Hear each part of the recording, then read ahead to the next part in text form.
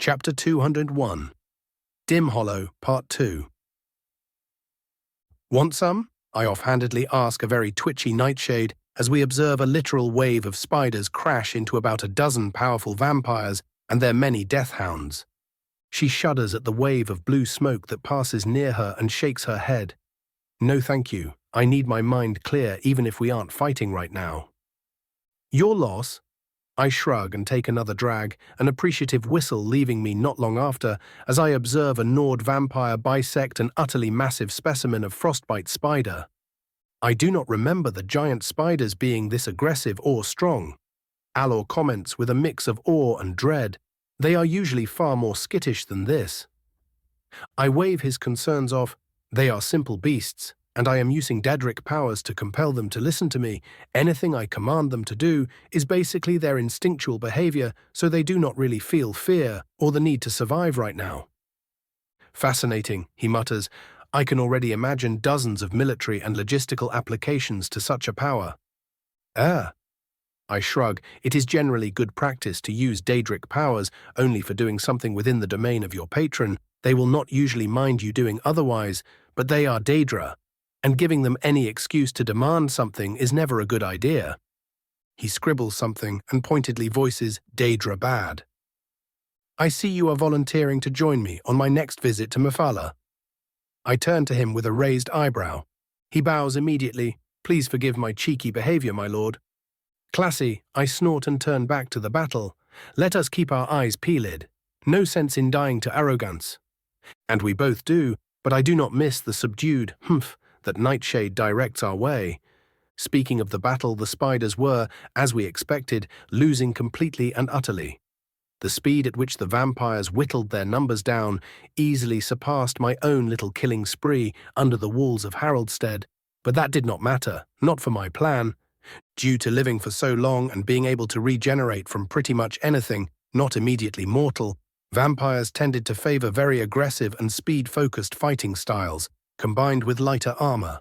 This allowed them to swiftly outmaneuver their prey and defeat them as quickly as possible, thus reducing the risk of silver weapons and magic by a large margin. That also meant that they allowed minor wounds to happen without much care. And all 12 of the fuckers were currently sporting surface puncture wounds all over their bodies, their dogs long since deanimated by the spider swarm, and so the entire unit of vampires was forced to expend large amounts of their stored-up life force to slowly heal themselves as they fought the spider swarm, leaving them more and more exhausted without them even noticing. I noticed that most of the spiders were very dead by this point, so I signaled my 2 companions to hide while I approached the group of vampires with relaxed light steps. The final spider falls, its head completely crushed by the disdainful axe kick of the female Dunmer vampire who looked to be the leader of this group. She looks around, her eyes almost stopping on my shadow-cloaked form, and immediately starts barking orders. You 2 get moving and see if the idiots at the entrance are still breathing. She snaps out and turns to another group. You, get some thralls here quickly. We all need to heal before whoever sent the spiders comes. One of the less powerful vampires, seemingly crazed from blood loss, snarls at her. And who are you to command me? The woman gives him an unimpressed look, and before he can even blink smashes a bottle of what I presume is blood potion into his face and forces him to swallow the entire thing, glass included.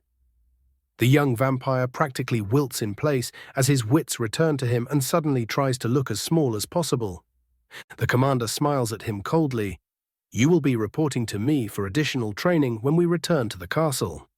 He nods rapidly while shivering, and the woman turns to the rest. You have your orders. Get moving already. The 2 vampires ordered to check on the entrance guards start jogging in my direction, and just as they close in on my position, I whisper Teed. And faster than they can react, I lash out with my blade, decapitating one of them and impaling the other. Both die instantly. Before the rest can react, I flick the staff of Magnus and slam the gate behind them shut, cutting off any potential reinforcements. The Dunmer woman glares at me but stays still. It seems that mortal prey has chosen to deliver itself to us. How kind of you to save us the time it would take to dig you out. And how surprising it is to find that there is actually someone mildly competent within your little cabal of bloodsuckers. I quip back and point my sword at them. Every single one of them flinches back slightly. Truly, Harkon really needs to step up his recruitment efforts if this is his best. You dare speak our lord's name? One of the vampires hisses at me, but his commander signals for him to wait. She is still attempting to analyze me, it would seem. The fuck is he, Yahweh? I snap back, but all I get is confused glances. Never mind, I forgot how uncultured you cave dwellers were. I shake my head with pity in my eyes, so arrogant for the servants of a mere Jarl. This manages to set off even the commander as she snarls, Lord Harkon is king. I try not to judge the poor things. Their very bloodline commands them to respect their progenitor, but I fail utterly, a mere Jarl. I state pointedly and start ramping up my aura. Someone like him should have been happy to remain within his little hidey hole, while the rest of us allowed him to continue his pathetic vulture-like existence. I smirk threateningly, and my sword hums in excitement.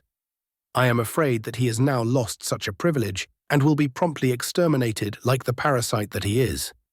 They all take combat stances, and the very air between us grows tense.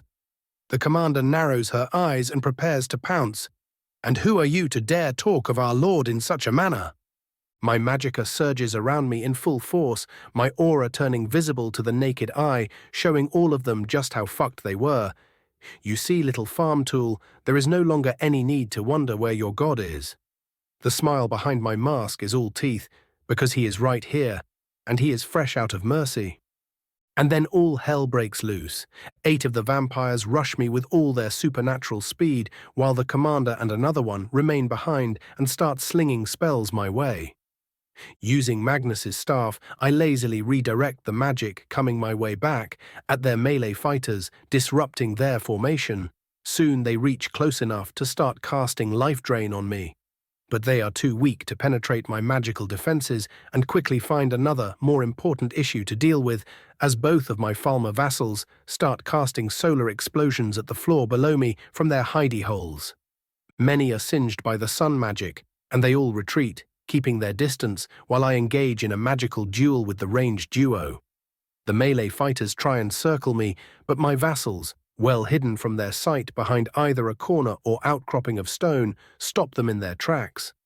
Unfortunately for the seasoned leader of these bloodsuckers, I wasn't just wasting my time talking to them for no reason, so when I noticed that the whole plan went from just killing us with numbers and power to exhausting us using harassment tactics, I chose to snap my fingers, and all the sun and fire runes imbued with Dovazul I carved in secret detonated around me in a display of arcane majesty.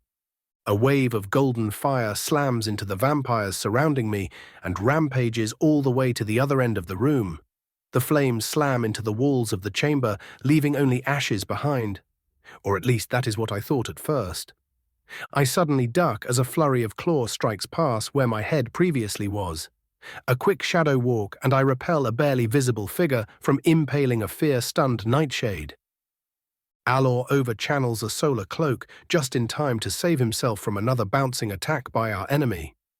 Seeing as this was going nowhere, I decide to simply brute force the entire thing and do pretty much the same thing I did in Fort Dawnguard. I slam my sword hand downwards and channel an utterly absurd amount of magicka, immediately filling every single crevice within the room, and then some with searing sunlight. A pained hiss comes from the other end, and I see what vaguely resembles the lead vampire slump against the wall while convulsing in pain. She glares at me as her skin literally sizzles in a mess of boils. You think that a mortal like yourself will ever be able to face Lord Harkon? She grits out, I am but a pawn on his board. All your efforts he will merely find the cute attempts of a skeever. Cute, I mutter, and with a forceful twist of my arm, I launch my sword at her, immediately impaling her to the wall. Her mouth opens in a silent scream as my sword scalds her very soul, but I have more important things to worry about as I glare at her. Bitch, I am adorable. The only answer I get is awkward silence. Right then, I turn back to my vassals, completely losing any interest in the now doubly dead vampires. Check yourselves for cuts or curses and let us get moving. And get moving we do. The following chambers and caves are practically empty, only a death hound or two patrolling the place, and those were dealt with rather easily by just consuming them with shadow summons. The rest held skeletons or some draugr that the vampires didn't clean out. These I left for my followers, so they could train a bit while I explored the ancient architecture of the place.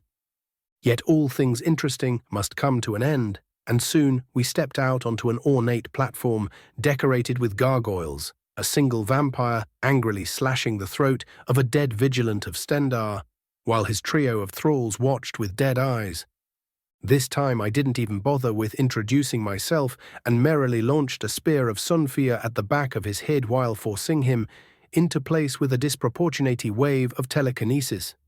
The way he simply disappeared when the fire touched him was more satisfying than it had any right to be. I do not even pay the thralls any mind, as all of them soon find themselves with bolts of ice in their throat or heart, or both in the case of Nightshade's target. "What a magnificent edifice!" Alor exclaims, after we make sure there are no more enemies present.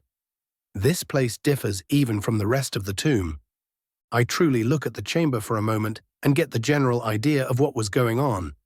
It seems that the whole thing was constructed as a means of keeping everything in pristine condition. The whole building is an active ritual. Alor. I voice sternly, and he straightens up. I want a precise sketch as swiftly as you can draw one. At once, my lord. He immediately gets to work. Nightshade, you will follow me. I state and start walking, the still fresh corpse of a vampire thrall lazily floating behind me. Chapter 202, Serana Volkihar. I approach the stone pedestal at the center of the chamber, my sight working at full power to ensure I wasn't about to get bombarded by some ridiculous trap array that only an immortal mage with too much time on her hands would have the patience to create. Though imagine my surprise when I learned that the only thing of consequence that the chamber held was a large-scale stasis ward of immense power and efficiency, intertwined with another smaller one of its kind. Preparing myself mentally, I placed the hand of the dead thrall on the thin stone pedestal, and a spike immediately stabbed out from it, draining all the blood from the corpse within an instant. Holy shit, thank all the gods for my paranoia. I shudder at the thought of unlocking the thing the old-fashioned way. The great ward unraveled itself with such elegance, I would not be wrong in calling it a work of art, though at a certain point it began seeming more tacky than anything to my learned eyes. Without any prompting from myself, the silver braziers moved around the circular grooves surrounding the pedestal, and soon the ward was unlocked. A stone monolith rising from within, and the stasis spell coming to an end. It made sense in hindsight. Why make Serana sleep through thousands of years if you could just freeze her in time? I do not know just how long vampires can sleep in this universe, especially daughters of Coldharbour, but making it so that Serana didn't have to replenish blood for an indeterminate amount of time was definitely a wise choice by Valerica. Ceasing my incessant rambling, I approach the monolith and, following my earlier caution, I telekinetically open it up. And there she stood, just as I remembered, with shoulder-length black hair, glowing red eyes, skin so pale it might as well be porcelain, and clothes that were for whatever reason ahead of the current times of the world yet were created entire eras ago. Yet what surprised me the most was the feeling her aura gave out. It was as powerful as I expected, but the feeling of fragility most definitely didn't fit the image I had of her. Then again, the way in which daughters of Coldharbour are created really should have clued me in on her potential mental state. The moment our eyes met, I felt something slam into my mental defenses, but this was an old game to me at this point. The constant practice I had with Sibyl had helped me stop any and all vampiric seduction, and the constant emotional influence that the Daedra attempted to impose on me left me feeling naught but disdain for Serana's instinctual attempt. Incidentally, Scorch decides this is the perfect moment to appear on my shoulder and mutter something about the vampire having an in-war moment. I force myself not to reflexively shout her to pieces and take a deep breath. Kindly do not attempt that again, or I will literally feed you the fucking sun. She tilts her head in surprise at my resistance, and completely ignoring her attempt at mind rape, she asks without a hint of emotion, "Who are you?" I scoff. Apparently Volkihar didn't teach his brat manners, who would have guessed? She suddenly seems very tense for some reason, yet just as she is about to enter a combat stance, she finally feels the light pressure coming from her left side and slowly turns to see Nightshade pressing a silver dagger just near where her heart should be, while a mid-cast solar spell danced in her other hand. Understanding her situation, she slowly turns to me, still hiding her emotions. I am Serana, though I guess you already knew that if you know of my father. And I am Lord Dagoth Raven, Court Mage of Skyrim. I bow lightly, at your service. She raises an eyebrow at my title, but doesn't comment and instead asks, what do you want from me? Ah, jumping straight to the point, are we? No questions about the current year or how long you have slept, I ask teasingly, but it falls completely flat, judging from her dead expression. Fine, fine, I raise my hands placatingly. The reason I found you is that your father's cronies would have done so if I didn't kill them all. Unfortunately, that also meant that it would only be a matter of time before he noticed that his servants were gone, and this whole place would soon be crawling with even more vampires, and so I chose to wake you up. And yet you have not taken the chance to kill me. Her eyebrow quirks by the tiniest margin, signaling her curiosity. I shrug. What can I say? I am a sucker for a nice tragedy, and your story made me want to see if you were worth not killing on the spot. And I wasn't joking here. If she proved to be a monster, I really would kill her without any remorse. I might have liked her all those years ago, but this was an actual person, and a creature of immense power as well. Her brows furrow almost imperceptibly, and am I supposed to simply believe that you somehow know more about me? What you think or believe really doesn't matter here, Miss Daughter of Cold Harbor. I stare at her pointedly, not missing the light wince at the mention of her title. I know for a fact that your father has some ridiculous plan that requires you and that nifty little scribble on your back to succeed, and that is enough for me to get interested. Her hand goes to grasp the Elder Scroll slung over her back, but she stops herself as her eyes meet an innocently smiling Nightshade once again, her dagger still very much pressed against the vampire. I have no real reason to take you out as you seem to not share your kind's widespread idiocy. I cut into her no doubt many thoughts, but I need to know here and now if you plan on aiding your father in any way, and kindly do not try and lie to me, for that would be most foolish. I flick the blade of blasphemy back into my right hand to accentuate my point. Her eyes snap to it fearfully before she calms down near instantly and shakes her head. I have no reason to aid my father. He had long since been replaced with a monster wearing his skin. As if a Balite wasn't a monster in the first place.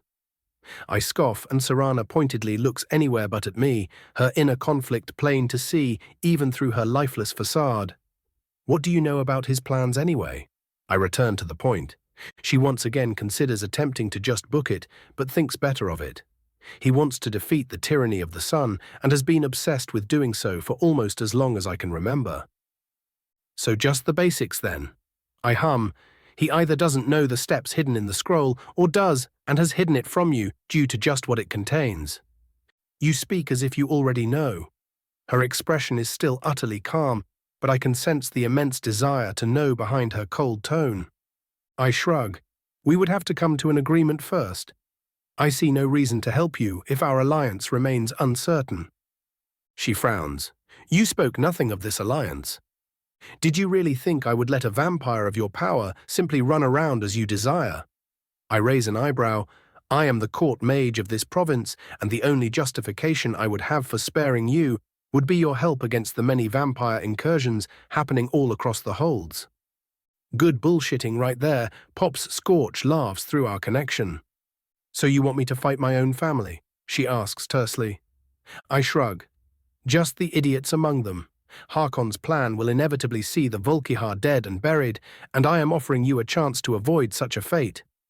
She stares at me unblinkingly for a long time, no doubt weighing her options, before she finally speaks. I hold no love for my father or his ideals, but... I roll my eyes and audibly mutter, anything before but is bullshit. I note a glint of amusement in her eyes as she speaks up, but... She repeats firmly, I need to see the state of the castle and the clan myself before making any decisions. I palm my face, and you no doubt plan to do it while carrying the scroll right into the jaws of Harkon. She stills at my words and holds back a wince at her oversight. I would need to bring it with me to avoid suspicion. And I have no reason to trust you would remove it from his grasp after you return to your clan. I sigh. Then we seem to be at an impasse. She says coldly, I cannot ever leave the castle if I do not enter with the scroll. I get that. The only thing that would keep your father even moderately reasonable is the scroll. I raise a hand placatingly, but the issue is, if he gets his hands on the scroll, he starts moving far more aggressively, and due to the current state of the province, that would lead to immense civilian casualties. The scroll is mine, she says, though even I can see she doesn't really give her own argument much weight, nor does she truly believe in it. He would not be able to take it without creating open conflict within the clan. And you being what you are would give him enough pause to let you escape, is that it? I quirk an eyebrow. That still sounds incredibly risky, I mutter. Before she can retort, I speak again. How about this? You travel with me for a while and learn everything you have missed in the past couple thousand years, and when I feel ready, you pay a nice visit to Castle Volkihar and learn what they are doing. Once more, she takes her time mulling over my offer, but as I expected, she ultimately agrees. Very well, learning about the world would be useful no matter what I do, and I trust you will not be so foolish as to attempt placing a leash on me while I do so. Of course not. I huff, surprising even myself. I abhor enslavement of any kind and would rather avoid doing such things to others.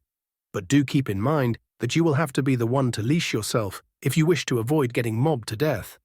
She nods and her demeanor seems to shift from incredibly cold to being somewhat at ease. She cups her chin and offers a predatory smile. I don't know. What if I am feeling particularly peckish? Apparently she is relaxed enough to taunt me by now. Sure, I can work with that, then you get to feast on skeevers. I answer with a smile of my own. The shudder of utter disgust that follows my words is oddly satisfying. You can stop being stabby now, Nightshade, I tell the diminutive Falmer, and she lazily sheathes her dagger, a movement often practiced by Davos now that I think about it. Were the two of them training together? Thanks. Serana interrupts my thoughts and stretches her limbs one by one. She must be feeling eternal muscle cramps right now, and I really do not even want to imagine how those feel. Right, I drawl. You got everything you need here? No hidden chambers hiding uncountable wealth or ancient weapons created for when you awaken. She gives me an odd look. No. Well, whatever then, let us get moving. I turn and call out to Alor, you done with the sketch yet? Just about, my lord, his echoey voice sounds back.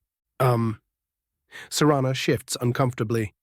You know how I have been sleeping for a long time now. There are 3 fresh corpses back there. I lazily point toward the entrance. She clears her throat. I was, hoping for something a bit more fresh. Right, Nightshade, you see any skeevers around? I ask my vassal. I am certain I will be able to find a dozen or 3.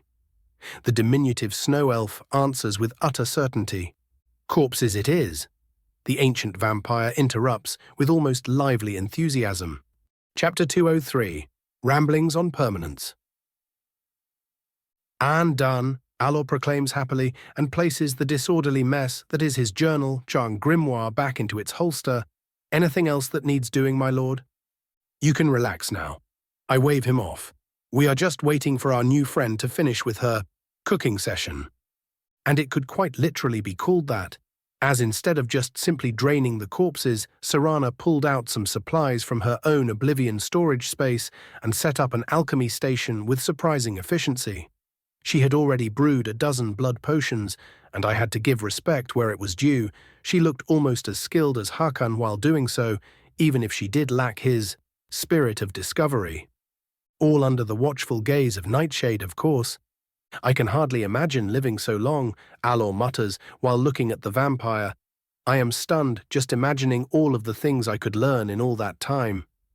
I fear it is nowhere near that simple. I shake my head. Achieving agelessness is easier than it may initially seem, and even more so for an elf. The hard part is keeping yourself motivated and not falling into the pitfalls of old age while doing so. He looks into the distance, his expression contemplative. I shudder at the mere thought of such a thing. Though I must ask, is seeking immortality a good thing? Did the gods not make us mortal for a reason? Agelessness, not immortality. I correct almost reflexively. One should not fear death, for it is a natural part of life. But if one is capable, then avoiding old age and degradation is perfectly acceptable.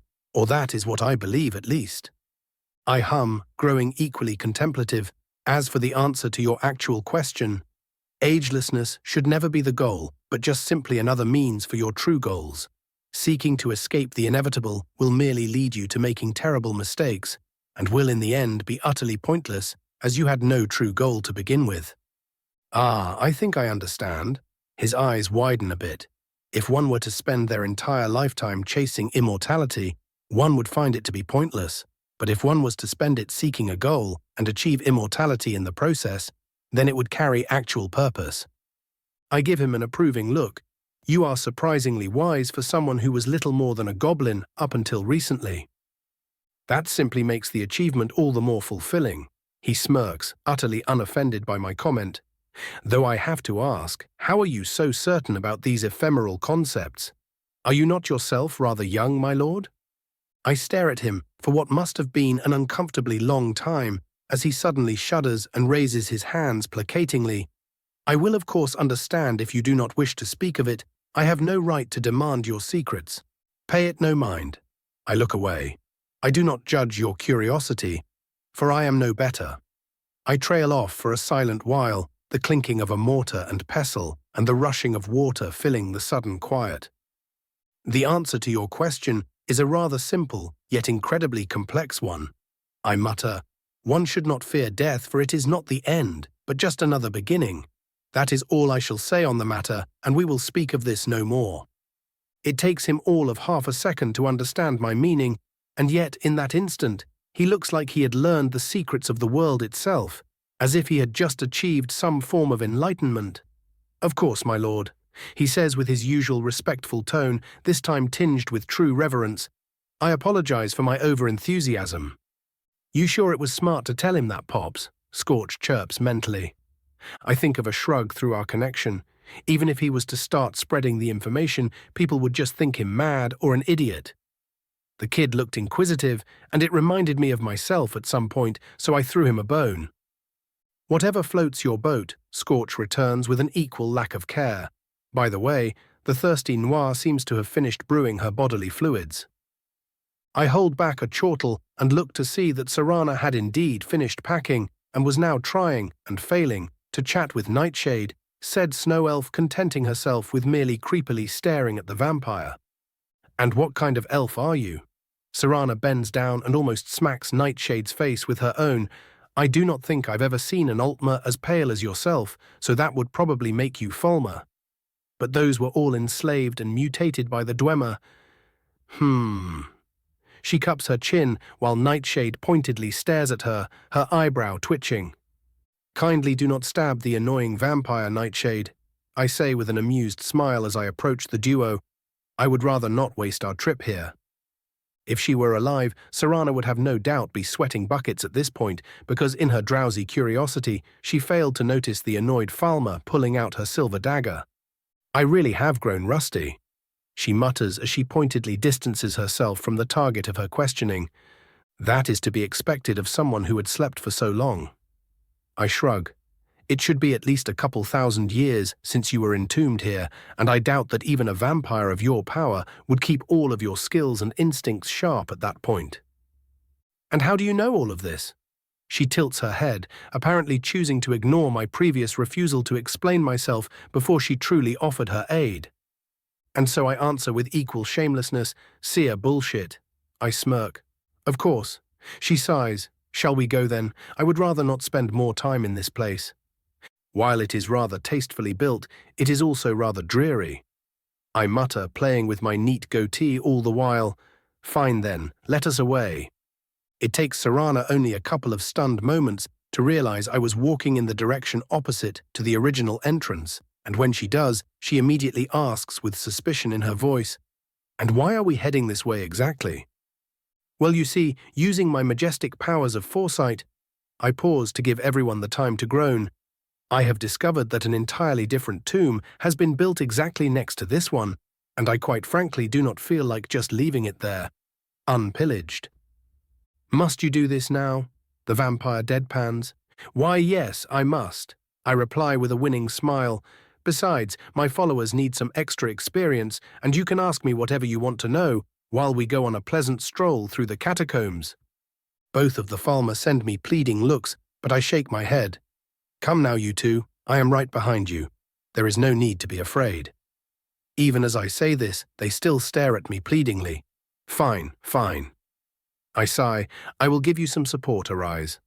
Both snow elves are suddenly surrounded by 5 shadows each, all of them standing protectively around the duo. Umbramancy, I hear Serana mutter. A specialty of mine. I brag as easily as I breathe. No one else can quite take the load, as it were. The unimpressed look she gives me doesn't dissuade me in the least. Oh, and would you kindly disable the gargoyles about to attempt to rip our innards out? I suddenly ask. Her hand moves almost automatically as a pulse of dark blue flies out and hits the gargoyle statues. Whatever magic was gathering within them suddenly stopping altogether.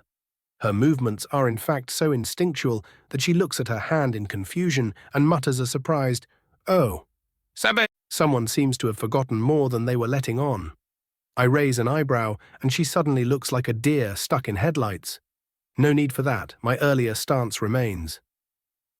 Right. She relaxes by a fraction but still eyes me warily as we ascend into the nearby Nord crypt. They are actual Falmer, by the way. I choose to break the silence and distract her from whatever existential crisis she was about to go through. She looks at the duo currently blasting the ash out of a bunch of Draugr in surprise. How? Personal magical power, potent alteration, and a bunch of rituals. I explain flippantly, rather costly, but it does place a cast of magi firmly into my debt, and that is something I can always use. I rub my hands exaggeratedly. She turns silent as we walk even deeper into the tomb, then frowns. You did call yourself some kind of lord. Indeed I did. I nod as I lazily blast a rather powerful Draugr who was just about to shout my vassals to pieces with a bolt of sunfire. While my house is a Dunmeri one, I do not mind recruiting others into my ranks. I do, after all, technically serve the Empire at the moment, and they are rather firm on that little point. The Empire? She questions. The last one I remember was the Remans, but those fell rather quickly. The Akaviri potentate that followed the fall of that dynasty actually lasted longer than their masters, funnily enough. I explained to her surprise, add another interregnum, a massive war of conquest that united the whole continent and ascended the dragonborn Talos to a god, a Daedric invasion or 3. The end of previously mentioned Talos's dynasty during said invasions. Another short interregnum. A reunified empire. A war against the Ultima Dominion, ending in a truce that inadvertently caused the current civil war in Skyrim. I take a deep breath after my stream of consciousness turned exposition dump, and that should be the abridged version of the past couple thousand years. Serana has a rather faraway look before seemingly forcing all the information down and muttering, "That is, a lot." Her expression shifts to a more curious one. Tell me, this civil war, is it the East against the West again? Just about, with some minor shifts, of course. I reply with amusement in my voice. She shakes her head. The more things change, the more they stay the same, or so it would seem. That they do, I say absent-mindedly as we enter a vast chamber filled to the brim with Draugr and skeletons, all of whom suddenly zero in on our position with their glowing blue eyes. Well then, we might as well see what you can do. I point leadingly toward the horde of dead things. What, and leave none of the fun for you? She asks tauntingly, though I easily notice the attempt at information gathering. I simply shrug in response. I know what I can do, but do you know what you can? She nods with some reluctance. Very well. She closes her eyes momentarily, only to open them an instant later. Yet where once a calm glow could be found, a predatory gleam now filled the ancient creature's gaze. And then came the magicka burst. As she moved out to engage with the horde of undead, I couldn't help but praise my earlier patience, for I held no doubts we would have all gotten buried in the caverns if the two of us ever came to blows. Chapter 204 by Zenithar. I remember watching Sibyl butcher everything in front of her with such graceful ease that it would look more like a shadow moving around a bunch of armored pigs. I also remember being rather impressed at the time. My current vampiric companion made all that seem like the movements of a newborn child as she barreled through the reanimated dead as if they weren't even there, remembering spell after spell as the fight went on. She seemed to prefer a mix of shadow magic, electromancy, and blood magic, though she kept shifting through all of the school's sans restoration in an attempt to remember what she could actually do. Soon, my Falmer followers had no more reason to fight as all the remaining Draga were hogged by the rampaging vampire, and not long after, all that was left in the chamber were a trio of elves and a very relaxed-looking bloodsucker. Serana remained utterly silent as we looted the whole place of its ancient coinage and weapons, the pile growing ever larger as the industrious Falmer kept bringing literally anything of value to their newfound hoard. As was their right, of course, they were the ones fighting, so they got to loot the whole place. Anything you want off the pile, or do you want me to just give you the value in modern currency? I ask the silent vampire. A moment of relief passes in her expression as she quickly nods. Money, please. I toss her a bag of about 500 septims. That should be your cut without all the processing costs. Consider it a welcoming gift. I offer flippantly. Aren't you generous? She weighs the bag before tossing it somewhere under her cloak and looks toward the exit. Are we finished here? She asks with an inflection of impatience. Should be. I shrug and wave for the Falmer to get a move on, both of them immediately packing their loot and falling in behind us. Right, we are done now. Instead of responding, Serana power walks, or more aptly power stalks toward the exit, forcing us to jog after her. As we exit the tomb, we see her looking into the distance, breathing in the warm summer dusk air with an air of nostalgia and longing. She takes one last deep breath. I really needed that. She mutters and turns to us. Thank you for getting me out of there, truly. That is really messed up to hear with context, I mumble quietly. It was my pleasure. I say a bit more loudly, now that we are out of all the dreadful tomb air, might I formally invite you to visit my manor in Winterhold as a guest while you get your bearings? And there it is. The moment of truth. She knows she can attempt to flee at this point and probably even manage to evade me, but I have at the same time been patient and polite while offering her many of the things she would reasonably want in her situation, making that choice a fair bit harder. The fact that I was also seemingly open about my goals was of course a very big plus, with how she was previously treated by her own family. As expected, good sense eventually wins out, even though she has to practically force herself to say the words, "Very well, I will trust you, lead the way." And so I do. Our descent is rather peaceful, though lacking in silence, as Allure wasted no time in grilling Serana for all the information he could get out of her. The young Falmer didn't even bother having a goal with his questions and merely trying to satisfy his curiosity. I did have to intervene at one point due to the young Mer coming a bit close to questioning her about the whole daughter of Cold Harbor thing, and I did not want to have to watch him get splattered across the dirt due to foolishly asking her to recount the manner in which she was killed. Yeah, calling it that is probably better for my sanity. We reached the village below the mountain sometime before midnight and promptly deciding to waste no more time. Gallivanting around the province, I teleported us and our mounts back to Winterhold, the comforts of my home immediately enthralling the newest addition to my little team. So much so, in fact, that she didn't even notice me leaving her alone in the library, as a very dour Davos informed me of some unfortunate developments. I quietly enter my study and see Davos talking with a masked individual, one of my agents I quickly come to learn. So 4 out of 7 targets were taken out, Davos asks seriously while crossing off a quartet of names on a scroll. Correct, Sergio. The agent, codename Fox if memory serves, nods. The rest are in areas too crowded to make it seem like an accident, so we refrained from attempting it. Good. Davos says reassuringly, we do not need them getting martyred. Better that the superstitious insurgents think their gods are against them instead. I take it the little rebellion is moving along as predicted? I choose this moment to join the conversation. The agent immediately offers me a deep, wordless bow, while Davos merely waves, "Hey boss, good to have you hack."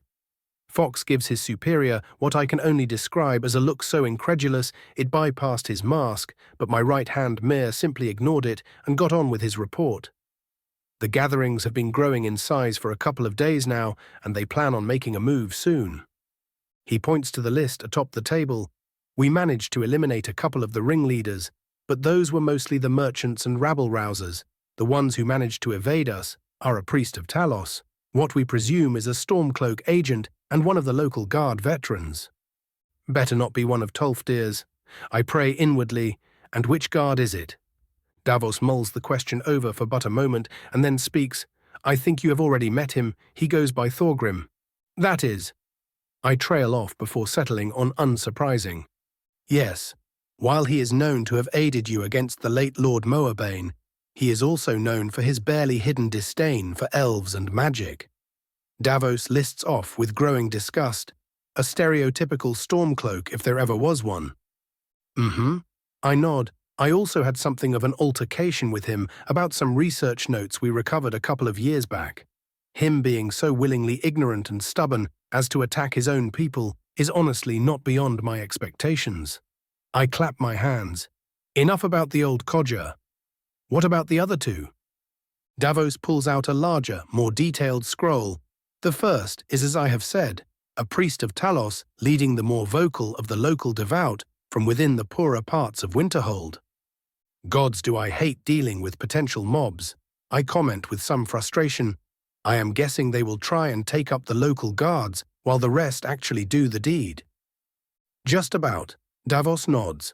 From what we have gathered, the zealots will try and take the guards' focus with a seemingly peaceful protest, while Thorgrim gathers his loyalists and leads Ulfric's strike team to take out Jarl Asur. I silently walk next to the two rogues and slump into my cushy chair.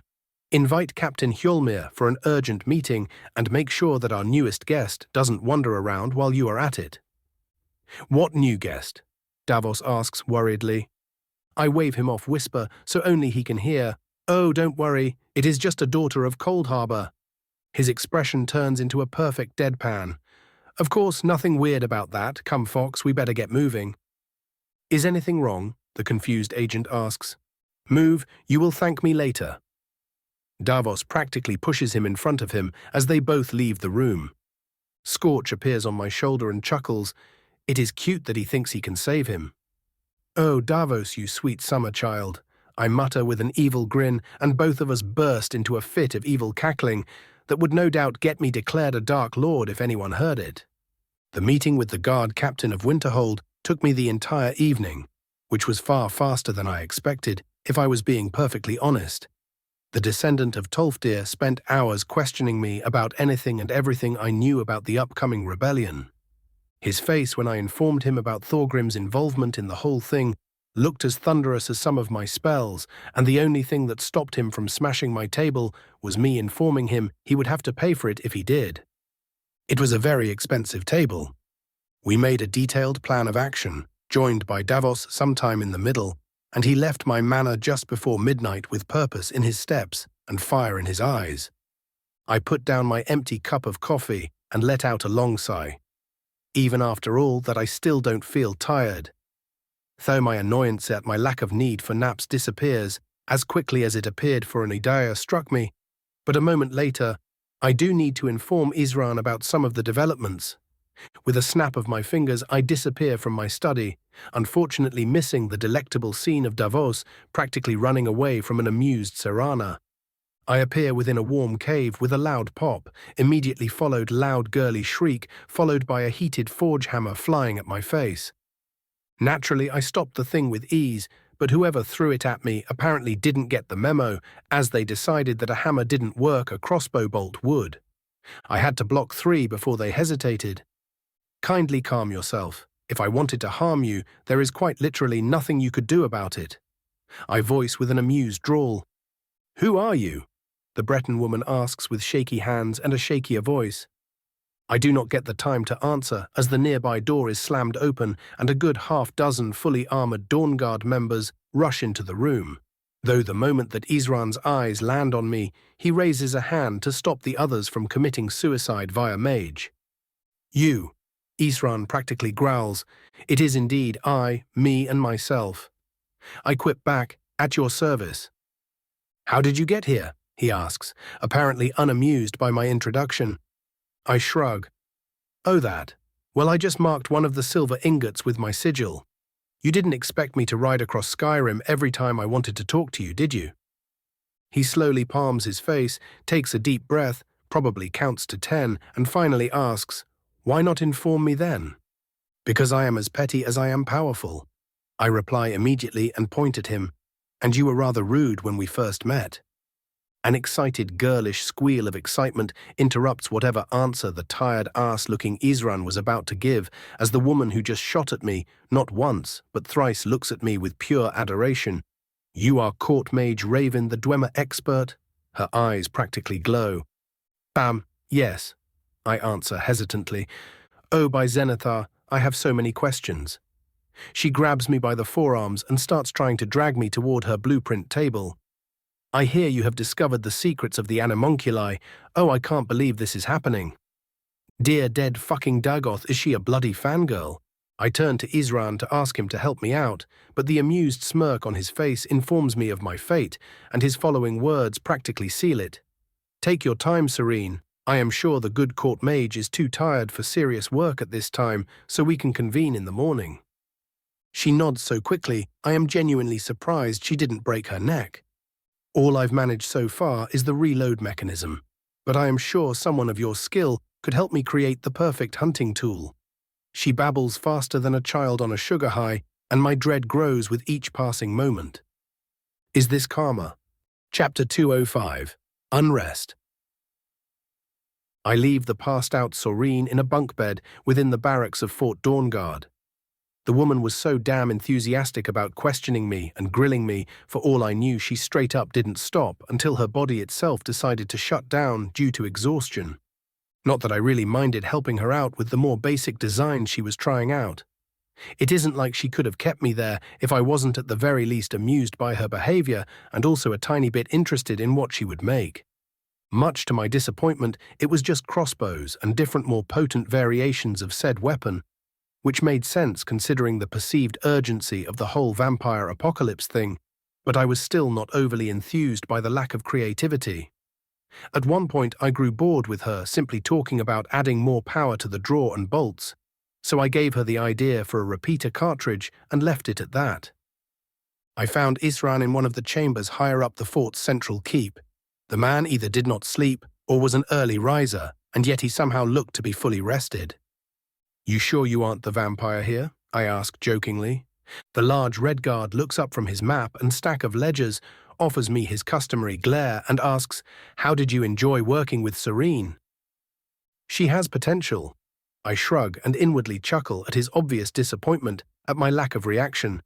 She is but a novice when it comes to more complex engineering, but if you need potent crossbows to stake vampires, she is more than qualified.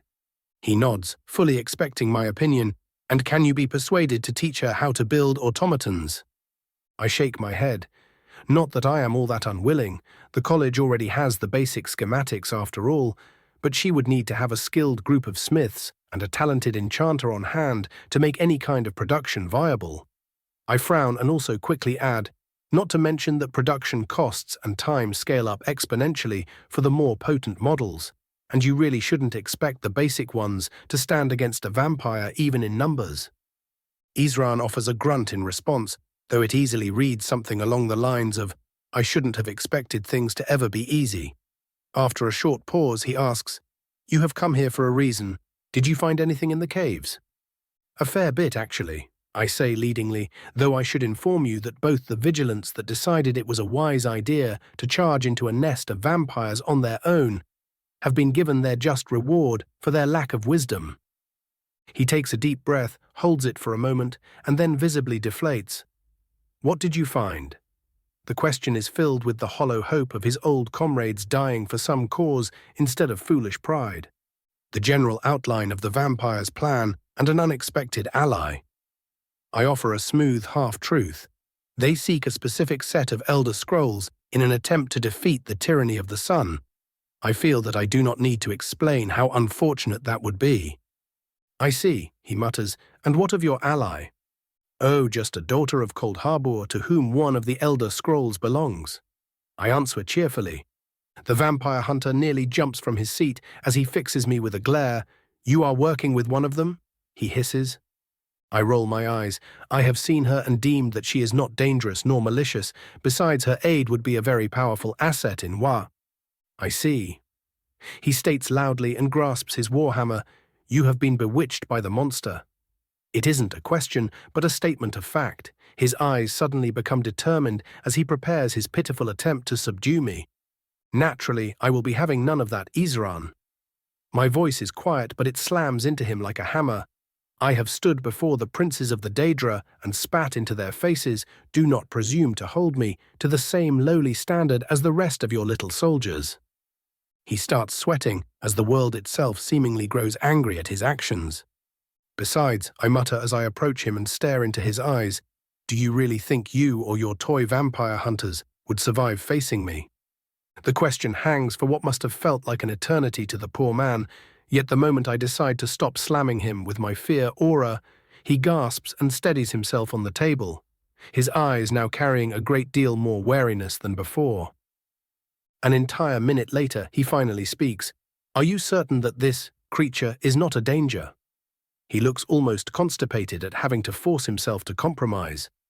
That is the funny thing about Daughters of Cold Harbor. I speak with my usual cheer, completely ignoring the previous situation.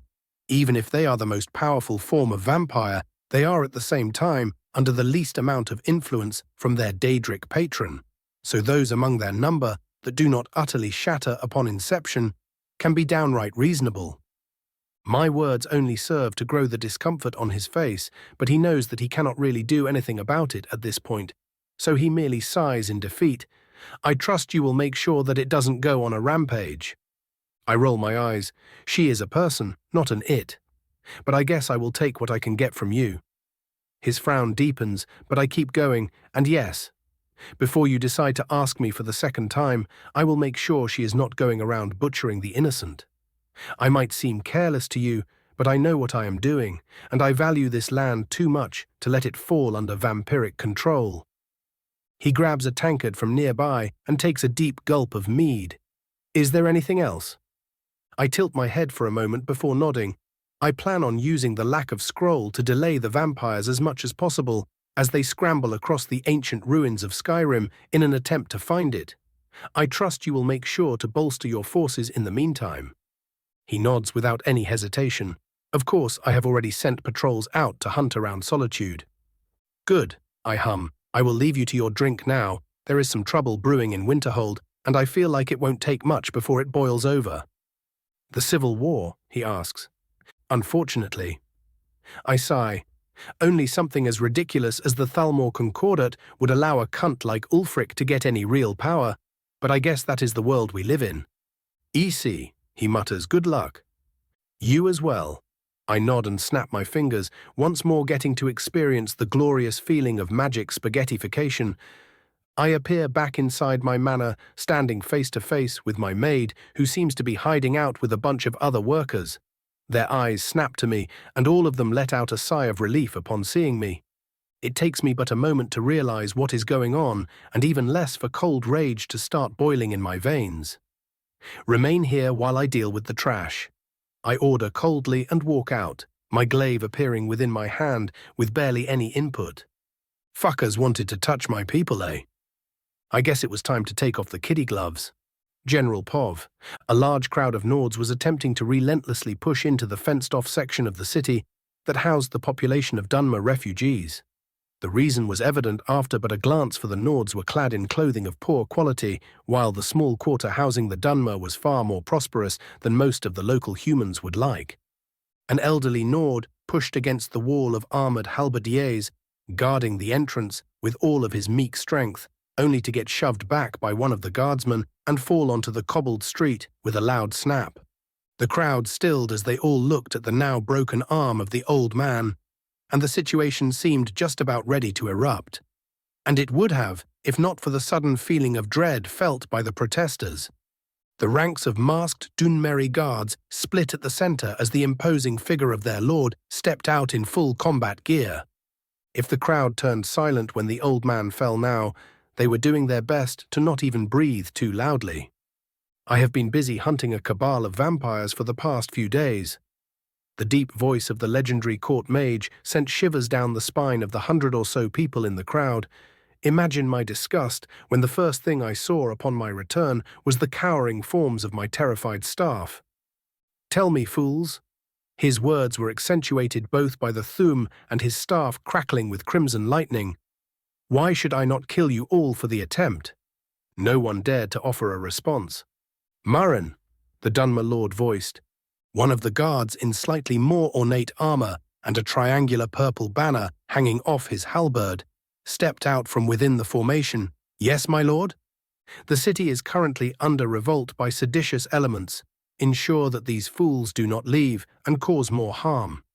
He snapped his fingers and 24 spheres of blackened steel appeared below him.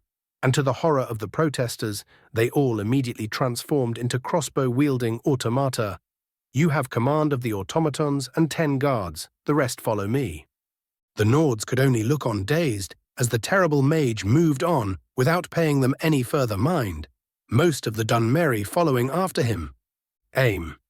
Their attention was drawn back to the guard left to watch over them as all of the metal monstrosities pointed their crossbows at them. The guard stared at them through his eerie mask for an uncomfortable amount of time before speaking. "So here is how we are going to do this. You lot will stand there, perfectly still, and I will not have my lord's creations turn you into pincushions."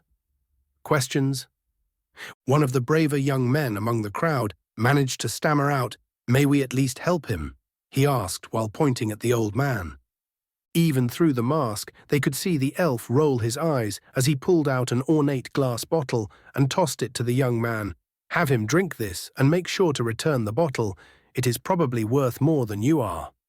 There was some frustrated grumbling from the Nords, but no one was stupid enough to try anything.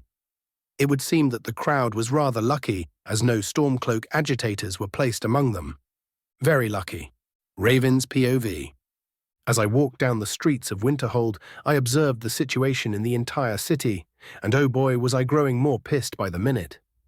Almost all of the guards were currently busy holding back a lynch mob, while some cunt of a Talos priest was riling up more of the poor idiots while bribing them with either food or promises of glory. At least some of the wizards from the college decided to aid with keeping order with some harmless magic, while the masters looked on from their towers, making sure there was no greater attempt at sabotage. But I only saw one of the chief agitators in the city itself, and the reason why made itself rather clear quickly after that. The rebellious guards were currently assaulting the Jarl's keep, and many were already in the throne room and fighting the young man's housecarls. I started walking toward the keep without a word, my warriors forming an orderly formation behind me and scaring off any curious observer. Using my sight, I found my way toward a side entrance to the keep outside of any open street. We rushed inside, and after a couple of incinerated doors stepped out into the throne room. The scene that greeted me was straight out of a theatre drama. Captain Hjolmir fighting a man in Stormcloak colours to a standstill while the outnumbered housecarls held off the rebellious guards. Thorgrim, the bitter old leader of said guards, was currently bleeding from multiple cuts as he glared at a very furious Torfin who stood in front of the heavily wounded Jarl. "Well, this sure is a nice party," I say in my scary man voice. Why was I not invited? Everyone stopped fighting for a moment as all eyes snapped to me. I lazily flicked my sword in my left hand while my staff crackled with electricity, a collective shudder passing through both friend and foe. And it was at this moment that the insurgents knew they fucked up. Chapter 206, Revolt. General POV. The early midsummer morning in the ancient city of Winterhold was, as usual, a mess of fog and cold winds blowing in from the Sea of Ghosts. There was barely any visibility, and it would remain as such until later in the day.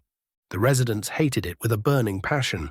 One might imagine that they would at least appreciate the small amount of warmth in the air and a general lack of snow, but no, the air was wet, the roads were wet, and as soon as they left their homes, their hair would unsurprisingly also end up just as wet.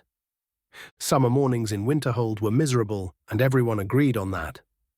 So it was surprising to the point of being suspicious when a majority of the less wealthy population of the eastern section of the city gathered in front of an abandoned, yet still very much intact, temple to Talos.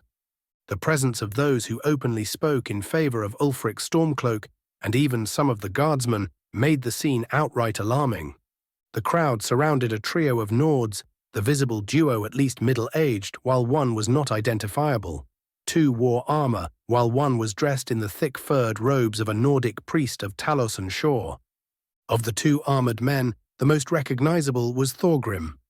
An old guardsman of Winterhold and one of the lieutenants, he was known among the people to almost openly hate all elves, and his hatred of magic was the talk of the town for years. Likely the reason why he was never chosen as the captain of the guard, even after all his long years of loyal service, considering that 1 in 4 Winterhold guardsmen could use at least basic combat magic. The second man openly wore the blue sash of the Stormcloaks, but none of his other features was recognizable as he was covered head to toe in heavy housecarl's armor, with his face hidden behind a long mail aventail. As the final dregs of the assembled crowd finally quieted down, the priest spoke loudly and with certainty. "Welcome, my brothers and sisters. My heart burns with joy to see so many of you were moved by the word of our righteous cause." People in the crowd nodded rapidly, many of them more than happy to waste their morning away for the promise of free food and sticking it to the rich pansies in the other parts of the city. "This city has been struck by a great tragedy," the priest raved on. "First the mages destroyed its proud walls and sunk its glorious halls. Some among the crowd were already taken by anger with the mere mention of the great destruction that happened. Then your Jarl died to elven bandits, leaving his young son in the clutches of magi and elves alike. Even those who only came for the food were getting into it at this point. And the vile knife-ears had the audacity to come here and infest our beautiful city with their stench, flaunting their no doubt ill-gotten wealth in our faces." The priest scowled terribly as he spoke. One of the younger men in the crowd tried to speak out against the priest's words, for he knew that the king of Skyrim would never allow someone as wicked as the priest's words proclaimed into his council, that someone being the same person who invited the knife-ears here, of course. But the moment he showed disagreement, an older man next to him smacked him in the head and shoved him back, throwing him onto the ground and right into a small pond of particularly muddy water. The priest, too busy with his speech to notice this, spoke further. "My lord, the true High King Ulfric Stormcloak, weeps for your misfortune, just as he yearns to grant you the tools to liberate yourselves from the elven yoke." The priest's sermon became more and more fervent as he kept speaking. "I call for your aid, my brothers. Help us liberate this city and free our dear Jarl from the influence of foreign schemes." "You want us to fight the guards?" one of the older men asked, his whole being radiating incredulity. "Of course not, dear brother." The priest raised his hands placatingly. "We need you to but cause a distraction while Talos's anointed warriors storm the keep. All you need do is cause a bit of a mess, enough to distract as many guards as possible. So just go and smash the elves' place." The old man snickers. The priest smirks in response. "Nothing would please me more." The crowd started talking amongst each other, and as the noise became too much for them to be overheard, Thorgrim spoke to the other armored man. "Are you certain you can take on Hjolmir? I can't counter his magic other than dodging it." The chainmail masked man grunted in irritation. "For the last time, Thorgrim, yes, I can fight the Eben Frost." "And what of the false King's Court mage?" the priest asked quietly. "We need to take the keep before he arrives and delay him as much as possible." Thorgrim shook his head. "I don't doubt for a moment that he would crush us like bugs." The Stormcloak fixed him with a calculating glare. "Just how powerful is this elf child?" "Powerful enough to slay 1,000 Falmer with 3 words." Thorgrim practically spat. "Best way to kill him would be to ambush him, but I doubt even that would work. We've got to take hostages and hope the creature has something resembling a heart." "As honorless as I expected you to be." The Stormcloak snorted in disdain, and before Thorgrim could retort, with what was no doubt going to be a tirade of insults, judging by his red face, the priest interjected, "We should begin soon. The more we delay, the greater the chance of the Magi interfering. Thorgrim clutched his weapon and growled, "Let us begin then." The priest cleared his throat and outright yelled, "My brothers, it is time. March into the streets and cleanse this city of the foreigner's foul taint once and for all." The riled-up crowd needed no more prodding than that, and soon marched out into the streets in the hundreds. None of them ever noticed the lack of a certain young man who dared voice his doubts earlier. Only when the last of the dregs left the temple's vicinity did a group of 6 dozen stormcloak-marked guardsmen in Winterhold lamella step out into the clearing. "Come on then, lads." Thorgrim grunted and started walking toward the keep. "We have imperial dogs to kill." The early midsummer morning in the ancient city of Winterhold was, as usual, a mess of fog and cold winds. Everyone hated it with a burning passion. But when a crowd of angry poor people, armed with implements and torches, stormed out of the eastern quarter, most of the residents swore they would thank the heavens for fog and wind the next time, partly because they hoped they would live to see next time. The response of the actual loyal guard was swift, almost too swift, the hidden agitators among the crowd noted. However, they quickly decided that the situation worked for them perfectly and simply went on with the plan. The crowd started smashing the houses and property of non-Nords or their local sympathizers, causing most of said residents of the city to flee toward the guards. Soon the two opposing forces reached each other, and a shoving match followed by harsh beatings of the rebels followed soon after. The crowd was never going to even dent the city's defenses, but the 1,000-something rabble would easily take up hours of the guards' time, just as planned. On the other end of the city, the band of Thorgrim reached the Jarl's keep without any opposition. One of the passing guards asked them why they were heading in the wrong direction, but they simply lied about getting non-lethal weapons, and the man went on his way, completely ignorant of the blue sashes his former fellows wore due to the fog. They entered the keep with much the same ease, for the Jarl never locked his gates to his people. A respectful outlook, but it would cost him greatly, thought the Stormcloak agent. As they walked into the great hall, they saw Jarl Assur reading up on some report, while his steward leisurely scribbled down some notes, both of them enjoying hot breakfast as they were slowly waking up. Yet the moment the rebels stepped into the hall, Assur's eyes snapped up to meet them, and he gave them no time to threaten him. "So, you finally decided to forsake both your honor and your people, Thorgrim." The young man's words stopped the rebel leader dead in his tracks. "You knew we were coming." He frowned deeply. "Did you really think I would allow a known rabble-rouser to move around without supervision now that we were at war?" Assur asked mockingly. "Your every move was watched, and your every action prepared for." "You and your fucking elven trickster," Thorgrim spat. "I see now that saving you from your own foolishness is a lost cause." He unsheathed his weapon. "It seems to me that Winterhold needs a new Jarl to lead it." Assur outright laughed at this, yet his eyes carried steel beyond his years. "O craven traitor without honor, it requires not a new Jarl." He snapped his fingers. "What it needs is a clean-up." The moment he did so, the chamber was swiftly filled to the brim with all 20 of the young man's housecarls and the captain of the guard himself. Yolmir stood as tall as his ancestor, his enchanted armor and mace glowing with power as he glared at the group of traitorous guards he considered to be his own failures. "Give the order, my Jarl." He spoke calmly, but the harshness of his voice could have melted steel. "Your opponent is me, Ebon Frost." The Stormcloak agent stepped out, his greatsword held ready. "Another honorless assassin, then?" Hjolmir spat. "Very well, then, dog of Ulfirk. I will butcher the rest of these failures after painting the ground with your brain." The two groups started sizing each other up, the more numerous attackers knowing intimately how much stronger the housecarls were, yet at the same time outnumbering them more than 3-1. Whatever further pre-battle banter was about to happen was interrupted when the Stormcloak suddenly moved to the side, barely avoiding a vicious-looking bolt, which then slammed into the guard behind him, setting him on fire and filling the room with the smell of cooked meat.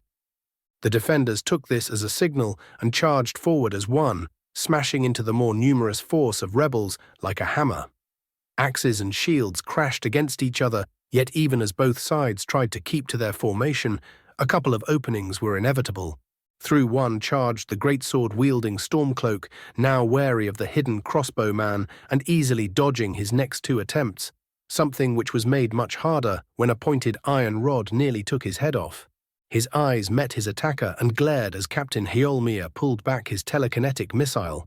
Both veterans turned utterly silent, far too busy sizing each other up. While this was going on, Thorgrim managed to push through the crowd, his task and goal clear to all as he rushed toward the young Jarl. The young man was moderately skilled for his age, yet that availed him none as managed to deflect but a couple of the old guard's axe strikes before he found himself with multiple light wounds across his body, slowly slumping back toward his throne. Yet just as Thorgrim was about to finish his righteous task of killing the son of his once friend, his instinct screamed at him to move, and he just barely managed to avoid the steel blade of a sword from decapitating him. The bridge of his nose was not as lucky. He glared at his assailant, but the moment he realized who he was looking at, his heart fell. "Thorfinn," Thorgrim said bitterly. "Traitor!" The young Nord spat venomously, his skin already covered in iron-like magic and his blades shining with enchanted might. Something in the back of Thorgrim's mind told him that what he was about to do was wrong, and that slaying someone he practically raised in the guard was a sin greater than forgoing his revenge. He crushed the feeling with cold fury. Nothing would stand between him and cleansing Skyrim from the knife ears, nothing. Chapter 207, Cleaning House. Having offered their insults and challenges, both the rebels and loyalists focused on the only thing that mattered more than their motivations from that point on. That being making their enemy very, very dead. Thorfinn wasted no time in aggressively slashing at Thorgrim while attempting to slip his dagger in between his armor plates. The old guardsman was skilled and experienced, but his disdain for magic put him at a massive disadvantage when facing his former comrade. Yet for all his aggression, the young Nord could only inflict the barest of wounds with his magically sharp blades, swiftly covering his elder in many a surface cut, but doing no great damage in truth. Realizing that he has no great advantage in melee, Thorfinn tried destruction magic, a wave of flames lashing out toward the traitorous guardsman, but being hateful of magic did not make Thorgrim stupid.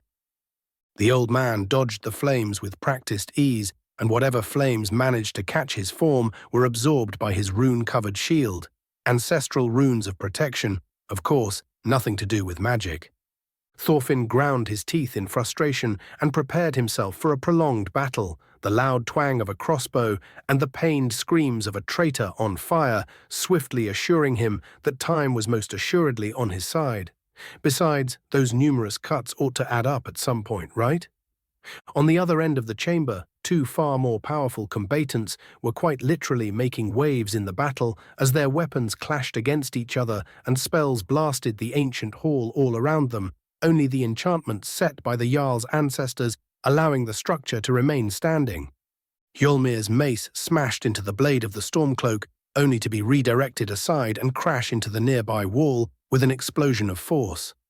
Wasting no time, his opponent attempted to retaliate with a rapid upper thrust, but that was swiftly forced aside by Hjolmir's pauldron as he went in for a shield bash, which was then promptly evaded by a supernaturally swift dodge to the side. The duo of veterans glared at each other for but a moment before they once more engaged in their thunderous duel, none of them seemingly being able to hurt the other. But what the Stormcloak failed to account for was the sheer breadth of Hjolmir's skill at magic, as each time the guard captain managed to score the tiniest advantage, he would use it to burden the traitorous guard fighting the housecarls.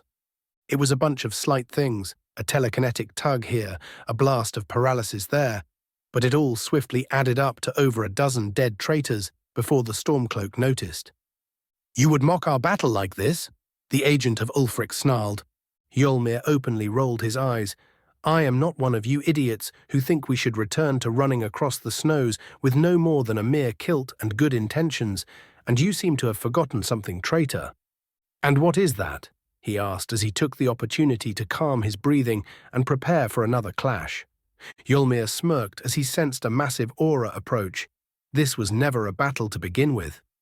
Before the Stormcloak could question what his foe was on about a side door, to the room was utterly incinerated before anyone could blink, and over a dozen heavily armored Dunmeri warriors surged in, all of them following a figure that caused no end of worry to the Stormcloak cause.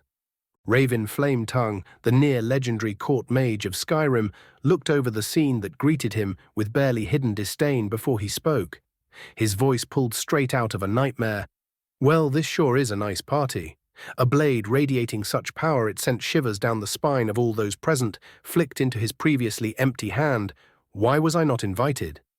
Raven's POV. Before I could utter another word, the Stormcloak-looking motherfucker pulled out an intricately written scroll and activated it without a hint of hesitation. My hand shot up immediately, sending out a blast of laser-like crimson fire at his head, but he was gone before it could reach him. Instead, the spell blasted out a good chunk of the enchanted walls and the room behind them. While I was distracted, Thorgrim, the old fart who once helped me defeat both Thalmor and Telvanni, attempted to throw himself at me axe first, but simply ended up flying helplessly due to me grasping him with telekinetic tendrils and holding him up like an unruly child. As Scorch went to work healing the young Jarl and my warriors positioned themselves to assist the loyalists, I looked at the collection of stunned rebels with harsh scrutiny. Most of them had the good sense to immediately drop their weapons when I blew off the wall, and those that did not were either skewered by a halberd or killed by the remaining housecarls. Instead of pontificating at them, I simply called out Davos. Only the slightest shadowy movement atop the room's ceiling informed me of his position as he soundlessly flopped down right next to me, his crossbow still aimed at the enemy. "Hey there, boss." The rebels glared at him with barely restrained fury, the many people-shaped scorch marks on the ground easily informing me as to why. Before I could speak once again, Thorgrim decided to remind me of his existence. "You filthy fucking knife." His jaw slammed shut just in time for him to bite off the tip of his tongue as I raised my hand dismissively. "Shush, the adults are talking." I didn't even look at him, and instead focused on Davos. "Is this all of them?" I asked. "All of the combatants from what I gather." He replies calmly, "The only leader left unaccounted for is the priest, but he should be somewhere in the streets from what I remember." I nodded while staring down an enthusiastic rebel guardsman and the rioters. Another shadowy figure appears next to Davos and whispers something to him. He nods and says, "They were mostly detained, only a group around the abandoned Talos temple remains." The sound of the Jarl thanking Scorch for his healing and the bird responding with, "You are welcome, Lordly Noir," drew my attention back to the room. "Jarl Asur," I spoke to the young man, distracting him from Scorch's shenanigans. "What do we do with these traitors?" He looked over the now disarmed traitors with a mix of pity and anger. "Have them all chained. We will hold a trial as honor demands." I had to admit, seeing him force his fury down like that did give me a bit of respect for him. "Very well." I nod and my warriors swiftly get to work. "Do you wish to join me in hunting the priest down?" He thought about it for a moment before shaking his head reluctantly. "I better remain here and ensure order. You should take someone with you, though." I nodded and immediately turned to my friend. "Oi, Thorfinn, want to beat up a priest?" He sighed. "Why must you word it like that?" "Because it is fun." I snark back. "Come on then, Davos, you stay here and make sure no one does something funny." I trail off and suddenly turn to a now-bound Thorgrim. "Before I forget, a parting gift for you, you complete and utter failure of a person." I make a twisting motion with my grasping hand, leaving behind the sound of a crack followed by animalistic screams. As we exited the keep, Thorfinn asked, "Did you just—" I turned to him with a raised eyebrow. "Do you really want to know?" He gulped, his face paling a bit. "No, I think not." "Wise," I quip as we walk deeper into the city toward the old temple. "Oi, Scorch, remind me to make a countermeasure for teleportation." I mentally message my familiar who was still busy healing the wounded loyalists. "Should have thought of that already, you complete and utter dumbass." He chirps back, "Fuck off, I was busy setting shit on fire." Understandable. It took us very little time to reach the old temple, Winterhold being relatively small for a city and all that. Everywhere we went, we could see a bunch of guards questioning the unruly locals and sometimes outright beating the non-compliant rioters. Human rights? What is that? Some kind of food? Speaking of an utter lack of human rights, the moment I stepped near the old temple, the sight that greeted me caused me to let out an uncontrollable, "What in the actual fuck?" Minor flashback, general POV. The rabble-rousing priest led the rioters in, storming the city just as planned. And when the guards started suppressing them, he started retreating them toward the temple, all the while encouraging them with word of their gods. It was a delaying strategy, and he knew it. If his associates failed to capture the Jarl in time and secure the city before the mages got impatient, he would no doubt be shipped off to the Thalmor out of sheer spite. Soon they truly were pushed all the way back to the temple, a bunch of lesser magi blocking off escape routes that would allow the rioters to cause further chaos, while a shield wall of wooden bat-wielding guardsmen kept punishing any who would try and fight back. As they were finally surrounded, the priest chose to give his flock one final speech, to embolden them into resisting for as long as possible. But the moment he tried to speak, his words caught in his throat, and he couldn't utter a sound. Soon he noticed that all of the rioters had fallen onto the ground. He knew not why, and he had no time to ponder, as he found himself completely and utterly locked in place by an invisible force. His answer came swiftly and without mercy, as the ground split and a living legend stepped out in front of the guards. The priest could admit, rather easily, that seeing Tolfdir Ebon Frost in the flesh glaring at him would have made him shit his pants on the spot if he were able to do it, but the spell that held him prevented even that. The ancient mage stepped toward the priest, or more accurately insurgent, and spoke in what was barely a whisper, yet carried across half the city. It would seem. Each word he spoke was like a hammer striking the mind of all who heard him. That people have forgotten what I did to the last batch of fools who thought they could make trouble in my city. His eyes held no mercy as he muttered, "Kindly allow me to remind you." And then, as if he were taking apart a roll of parchment, Tolfdir ripped off the priest's jaw in one swift move. The man couldn't even scream, as he was quite literally disassembled on the spot. Raven's POV. The perfectly clean and pointedly not bloody form of Tolfdir turned in my direction. "Come now, Raven, manners make the man, as they say." "I am Mer," I quipped back. "Don't get cheeky with me." He smirks, his voice carrying all of his usual kindness, all the while he utterly ignored the sea of gore and queasy guards surrounding him. "What?" Thorfinn usefully added. "Come on then." Tolfdir clapped his hands, wisely deciding not to explain himself. All this hard work so early in the morning calls for a nice meal. My treat, of course. He turns toward the part of the crowd he didn't decide to murderify for whatever reason. "I am feeling rather hungry after all," he mutters with a wicked grin. As he walked off, I heard Thorfinn mutter, "Remind me to never ever piss him off." I scoff and start walking. If you need reminding of that, then it is just natural selection at that point. He flips me the bird and starts jogging after Tolfdir. I cast one last look at the scene of carnage, think of the words natural selection, shrug my shoulders, and follow after them. Chapter 208. Suspicions.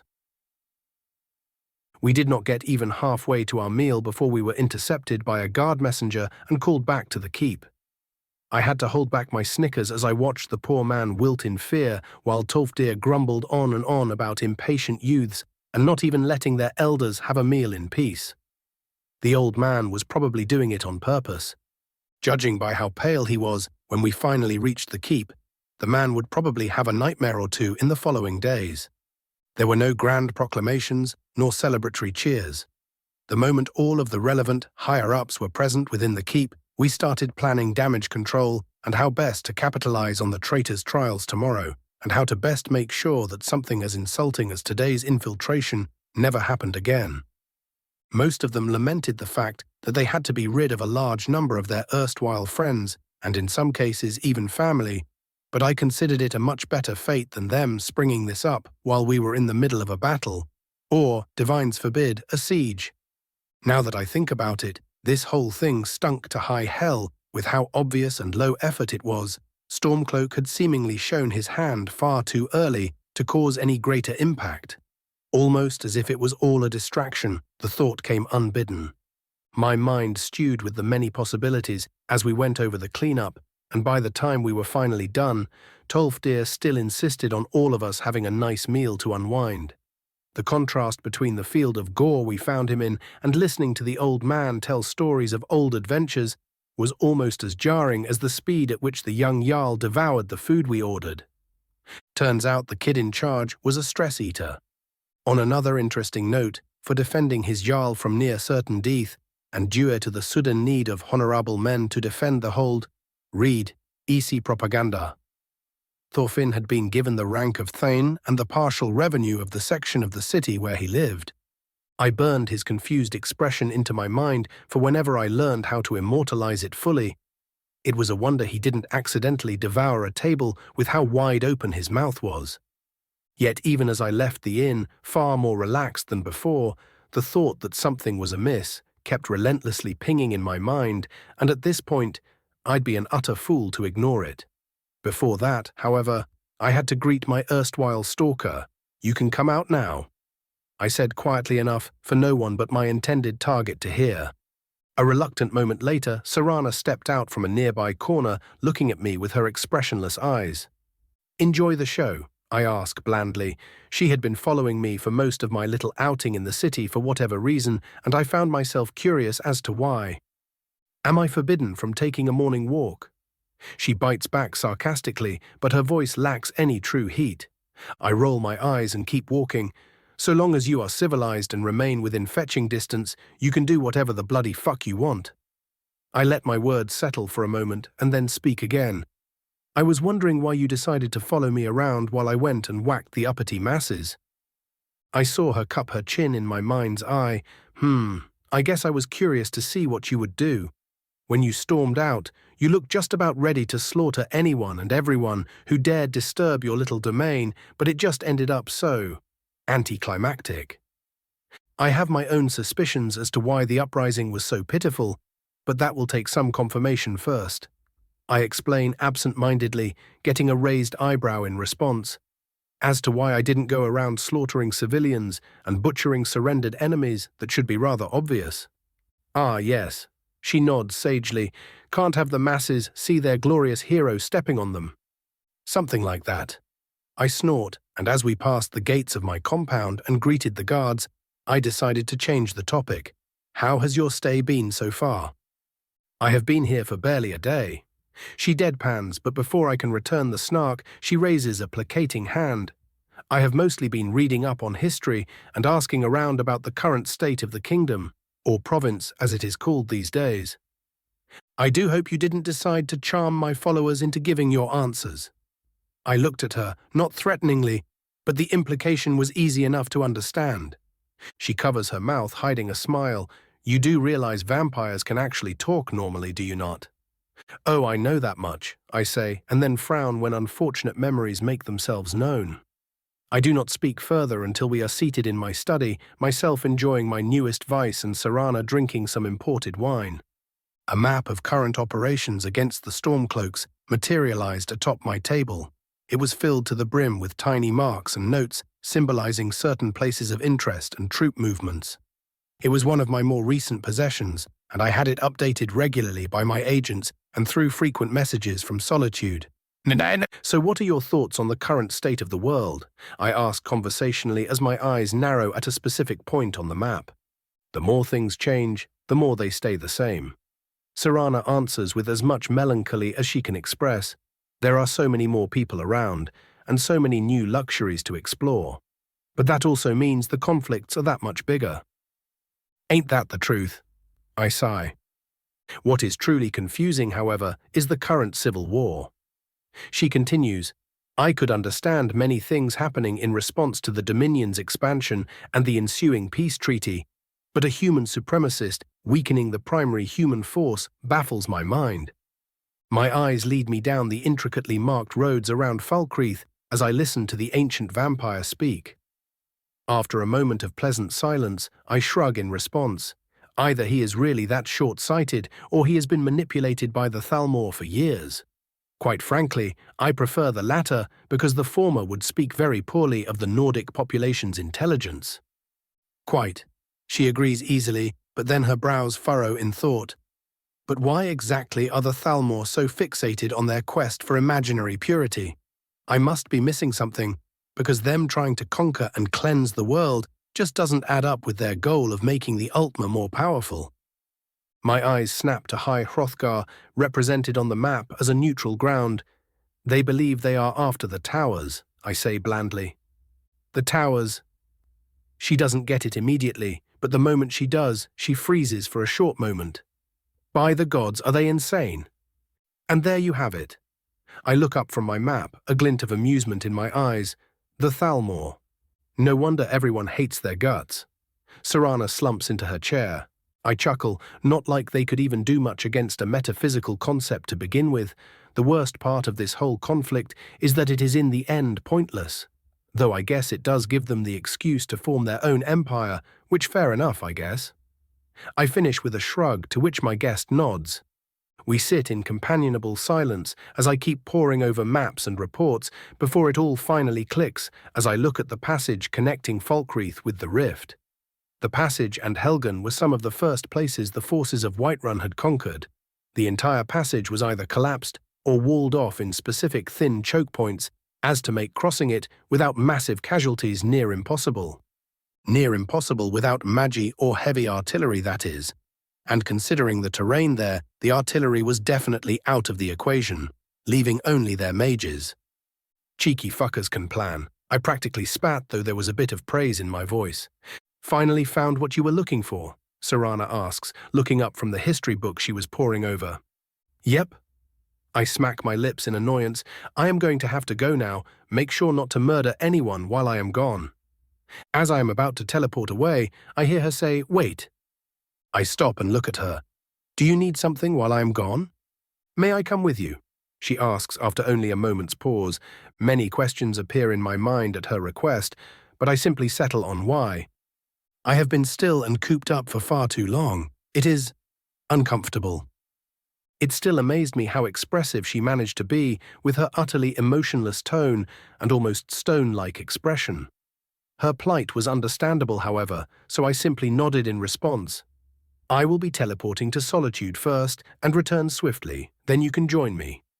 Very well. She gets up from her seat. I will prepare in the meantime. The moment she leaves my study and I lock the door magically, I activate my mark and recall Circle in Solitude, and once again become one with the spaghetti. My passage through the surprisingly active Blue Palace went uninterrupted. People were running about like headless chickens in preparation for something, and even the guards only gave me a passing glance as I walked toward the throne room.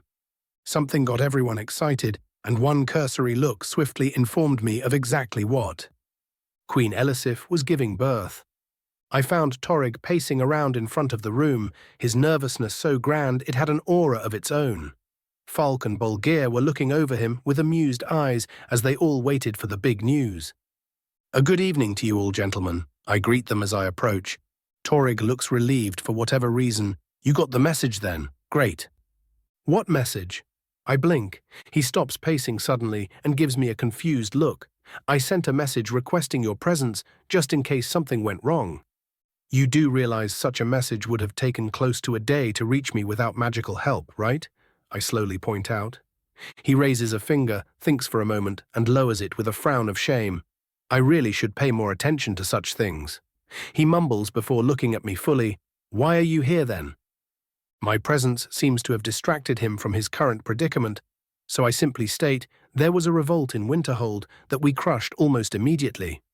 All three of the present Nords turn deathly serious as they hear my words. Ulfric? Falk asks. Indeed. I nod. I had a feeling that I was missing something, and when the feeling didn't go away for hours, I started suspecting it was some form of distraction. Some cursory exploration of the current state of the war revealed this. I summon the map on a nearby table and point toward Helgen Pass. Both Falk and Torrig give it a serious look before sharing one themselves. Finally, it was Falk that speaks up. You suspect they wanted to distract us with the situation in Winterhold while they attack the pass? That, or they just wanted me delayed? I say without any arrogance, they would reasonably need magi to crack through that position, and I do not believe the Stormcloak has any of my level, and thus the distraction. Falk shakes his head. I've no doubt he has managed to recruit some powerful clan mages. Do not underestimate them. I shrug. I will be cautious, do not worry.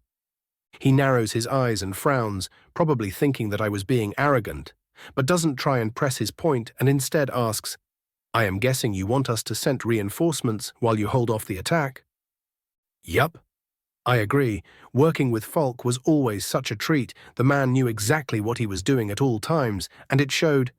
Just think of whatever forces you can scrounge up and send them my way. I have to get moving as soon as possible if we want to still control the pass. Then go. Falk says firmly, we will send all the help that we can.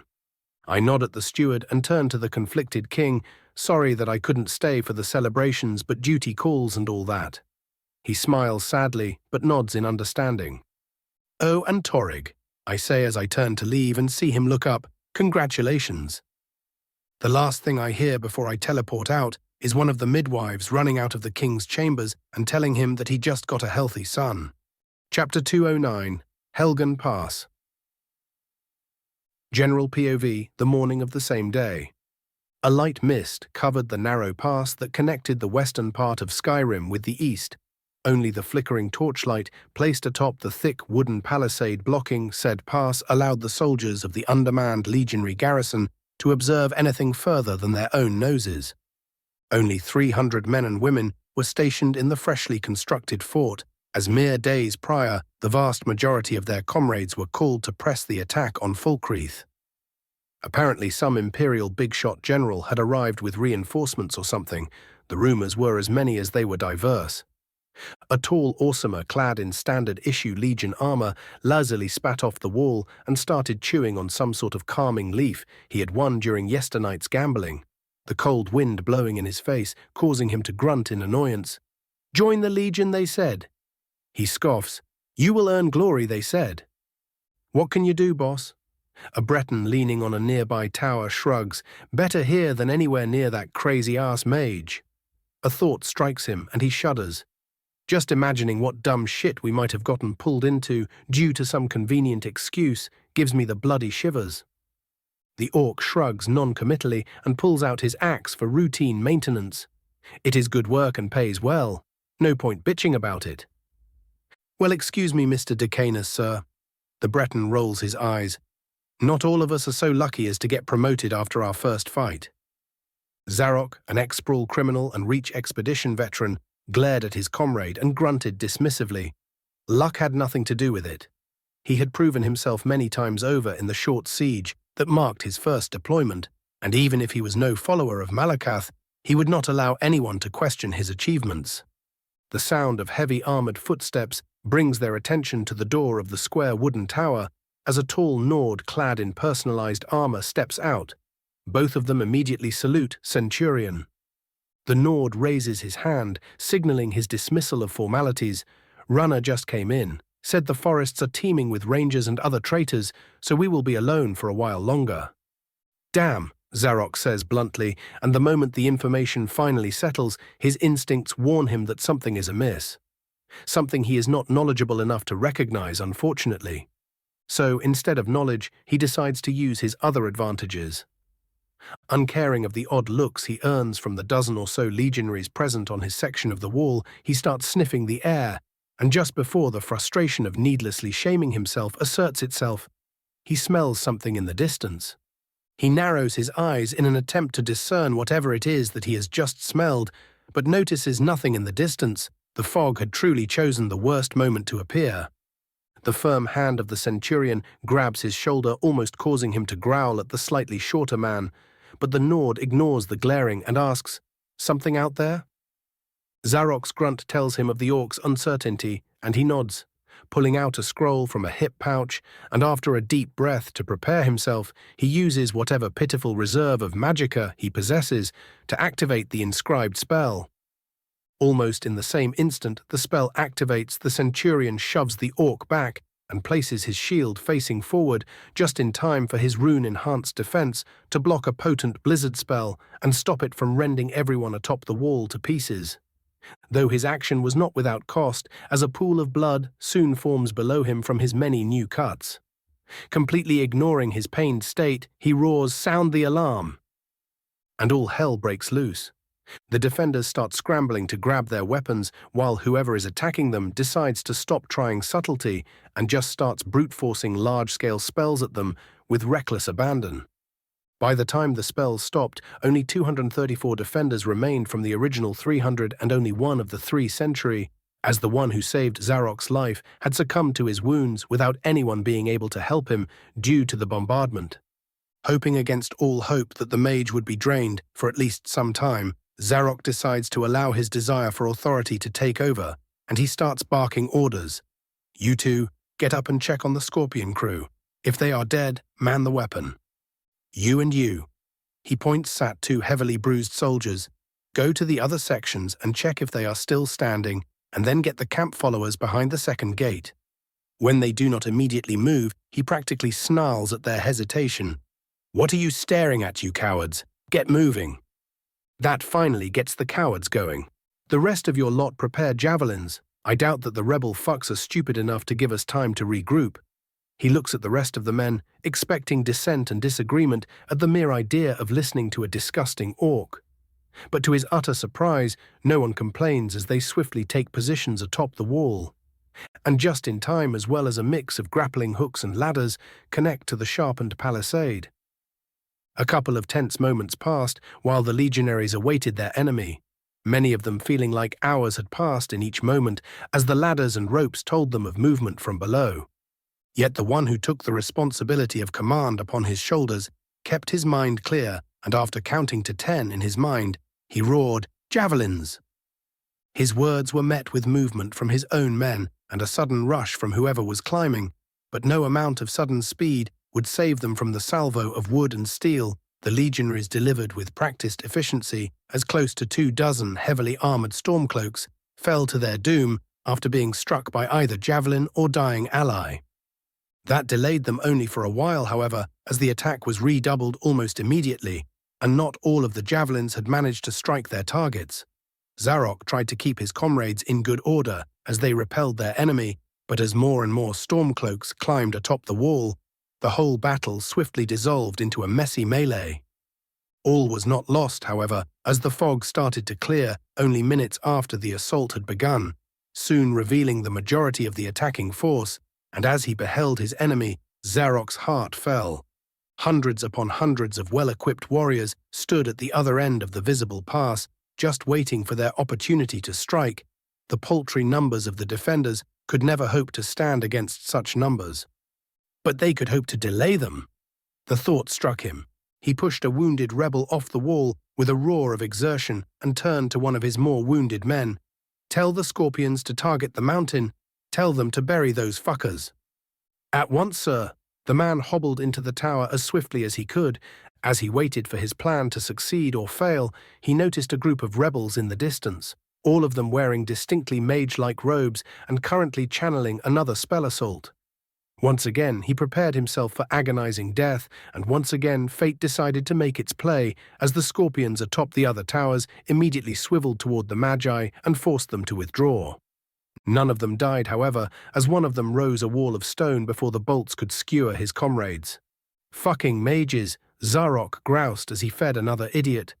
Gnawed his axe, "At least the other sections are still standing."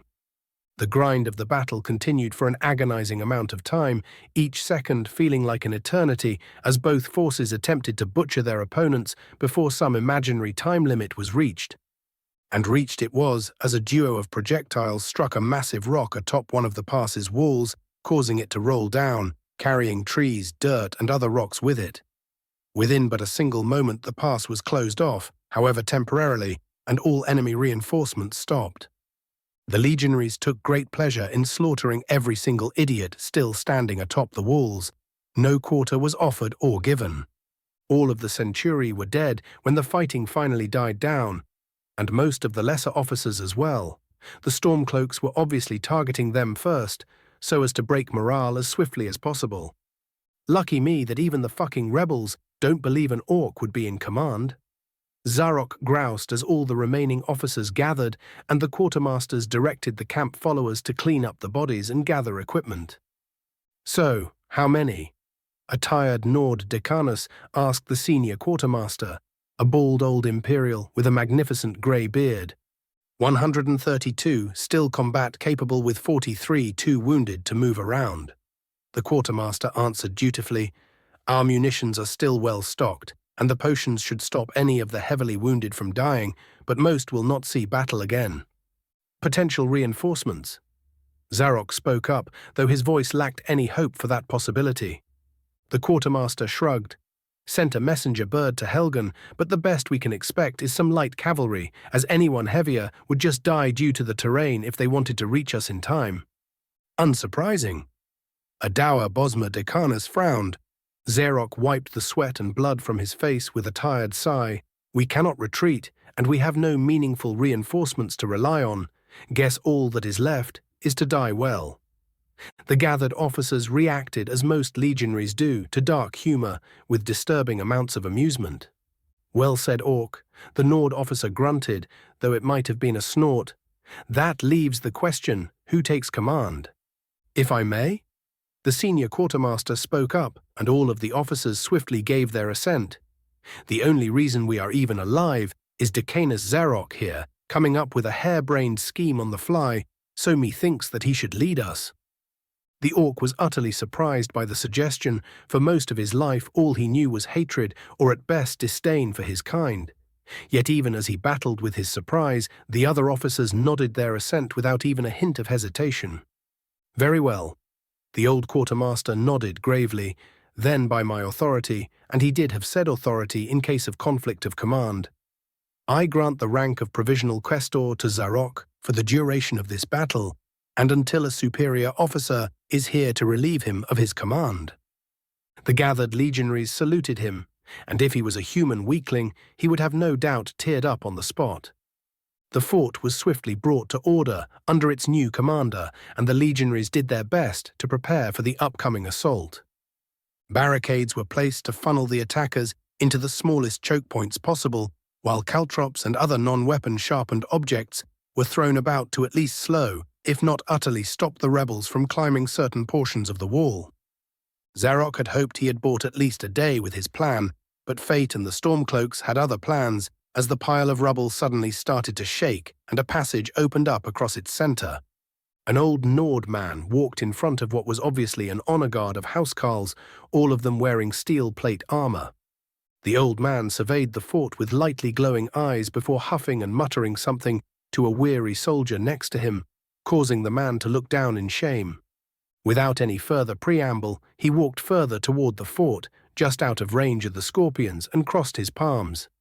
Immediately a collective shiver passed through the legionaries as magicka became visible to the naked eye, and small ponds of water close to the now identified mage started to freeze on the spot. The legionaries knew what was about to happen. They were all briefed on how to deal with powerful magi, and it was either get your own or get the fuck out. Neither of the options seemed possible at the moment, yet just as the Stormcloak mage was about to launch his spell, Zarok felt something he would not forget until his death. A familiar tinge of dread in the back of his mind. Oh, thank all the fucking gods. Zarok sighed in relief, and his comrades looked at him in bewilderment. But he had neither the time nor the need to explain himself.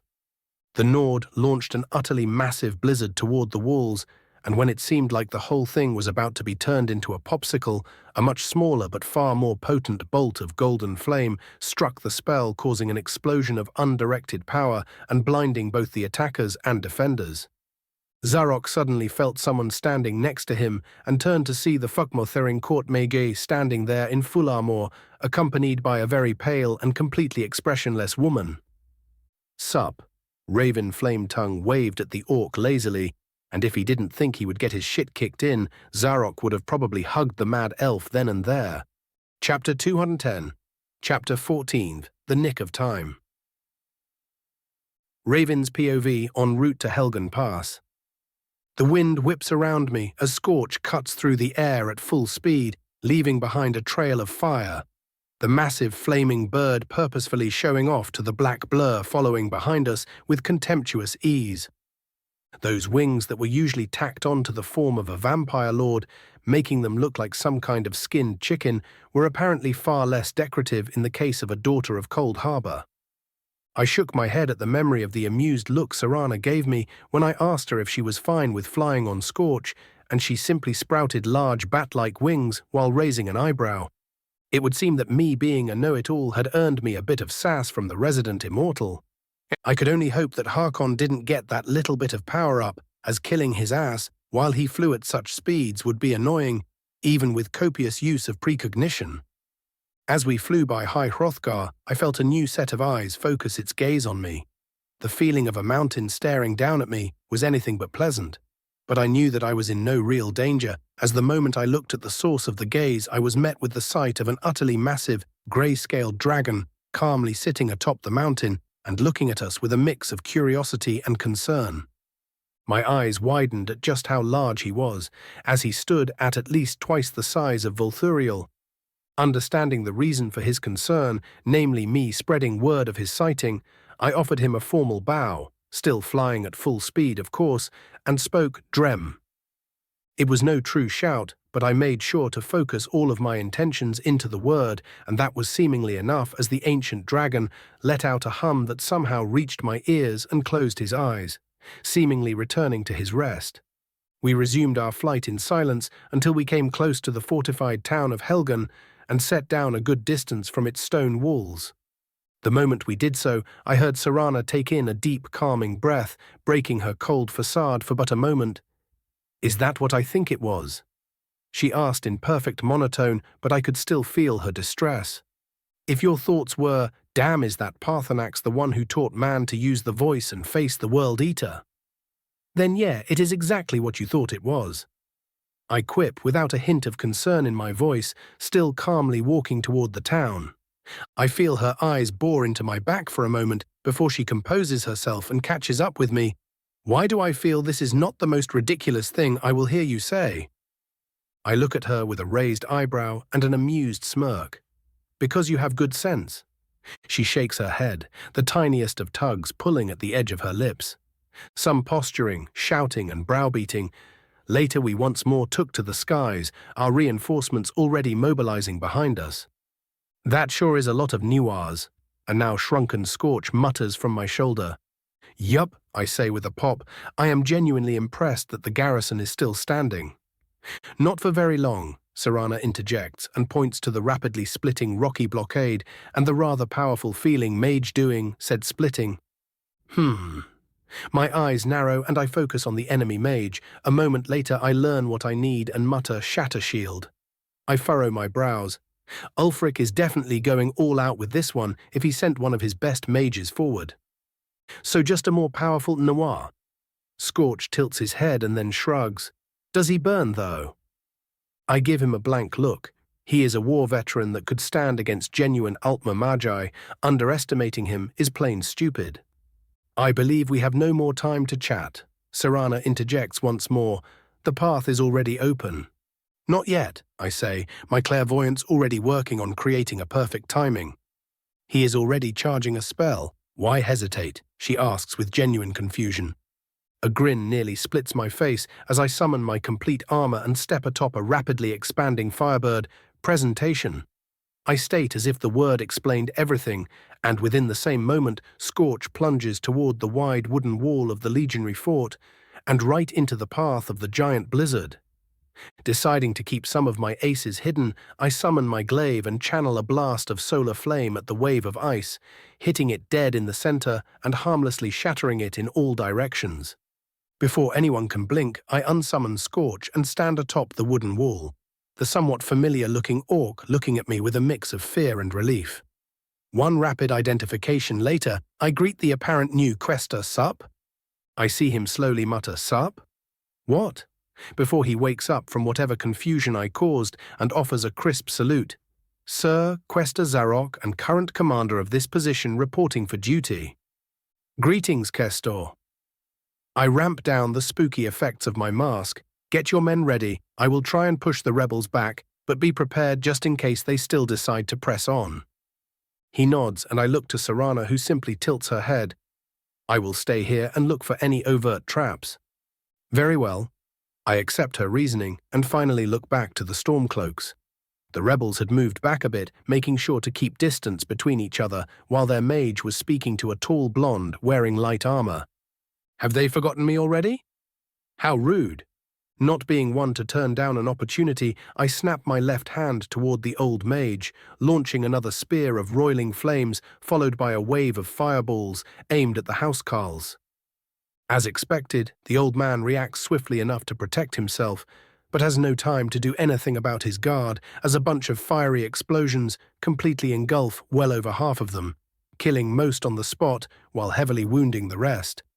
But I was not done yet. With a deep breath, I placed my glaive in front of me and channeled an utterly massive amount of magicka through it. No doubt, if it were not made from ebony, the poor thing would have cracked then and there. A warm aura surrounds me, and the warmth soon turns uncomfortable for the soldiers surrounding me and turns outright painful after that. Thankfully for my men, and not so much for the Stormcloaks, the spell finally reaches its conclusion as an utterly massive runic circle appears above the enemy unit. A mix of arcane, Dovazul, and what I've taken to calling magnesite runes all shining a bright red and gold.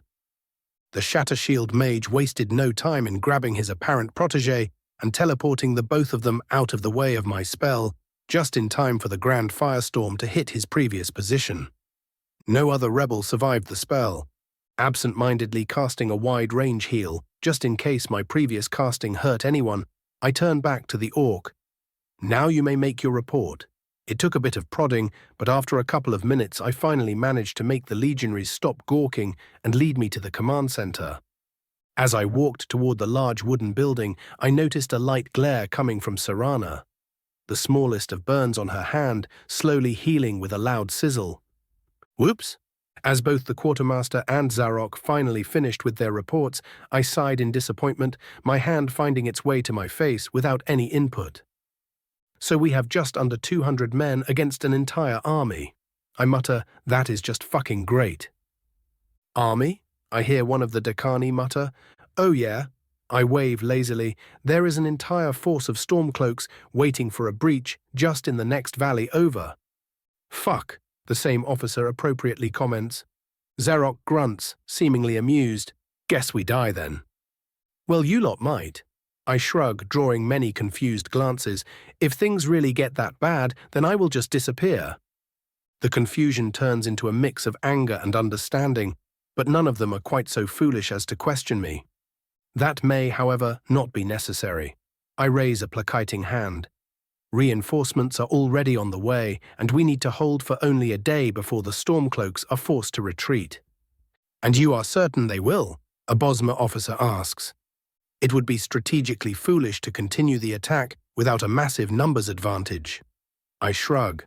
I mean, I would love it if they decided to throw themselves on our swords, but I doubt they are quite that foolish, unfortunately.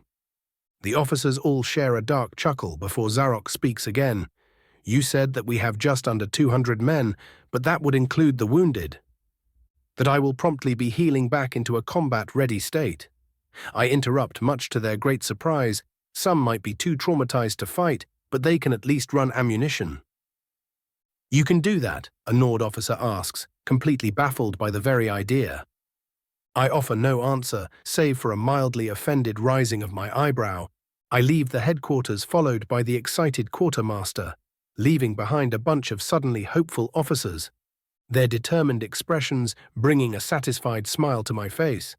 "So is this what war is like?" Serana asks as the two of us sit atop the central tower. The sun had long since fallen, and I had just finished healing the last of the wounded legionaries back to full strength. I had expected more excitement. She settles on the word. "Never seen one before, Princess?" I ask, with only mild amounts of sarcasm, and ignoring her mild glare, I shrug. Most of it is just positioning, logistics, and minor skirmishes. Anything bigger is usually what decides the conflict, but for that to happen, a lot of things need to click first. "I've read about it in the castle," she explains after a bit of silence. "I just never expected it to be so tiresome. To think war was so monotonous, it tired even those not living." I quip and pretend to shiver. How terrifying. "You are awfully fearless for someone standing so close," Serana lazily points out. I shrug. "It is a gift." Suddenly, I see movement in the back of my mind and my whole demeanor shifts. Stay here, I tell her, and use the darkness of the night to shadow walk in front of the fort, just in time for a whole company of dark cloak wearing storm cloaks to emerge from within the breach, a far greater number of magi standing among them. Well, well, well. I greet a specific robe-bound man among them with crossed arms. How nice of you to visit Shattershield. He grits his teeth in frustration at being discovered so quickly, but like a true veteran, he immediately barks out, "Move on without me. I will face him alone." Much to his suspicion, I do not try and stop them and merely stand there staring at him, and as the final rebel passes by me, he grunts, "I did not think you would be so arrogant." He unsheathes his hammer and bangs it against his shield. "It will be your downfall." I chuckle darkly at his words. Oh, I do not worry, something far worse than I waits atop that wall. I do a lazy twirl with my glaive, further irritating the old Nord by refusing to elaborate, and point my weapon at him. "You, however, I will enjoy pulling apart." Bold words, he states, and we stare each other down. And then, as if in agreement, we unleash our full power and start blasting each other with every intention of utterly destroying our opponent. Author's note, Drem in Trust Peace.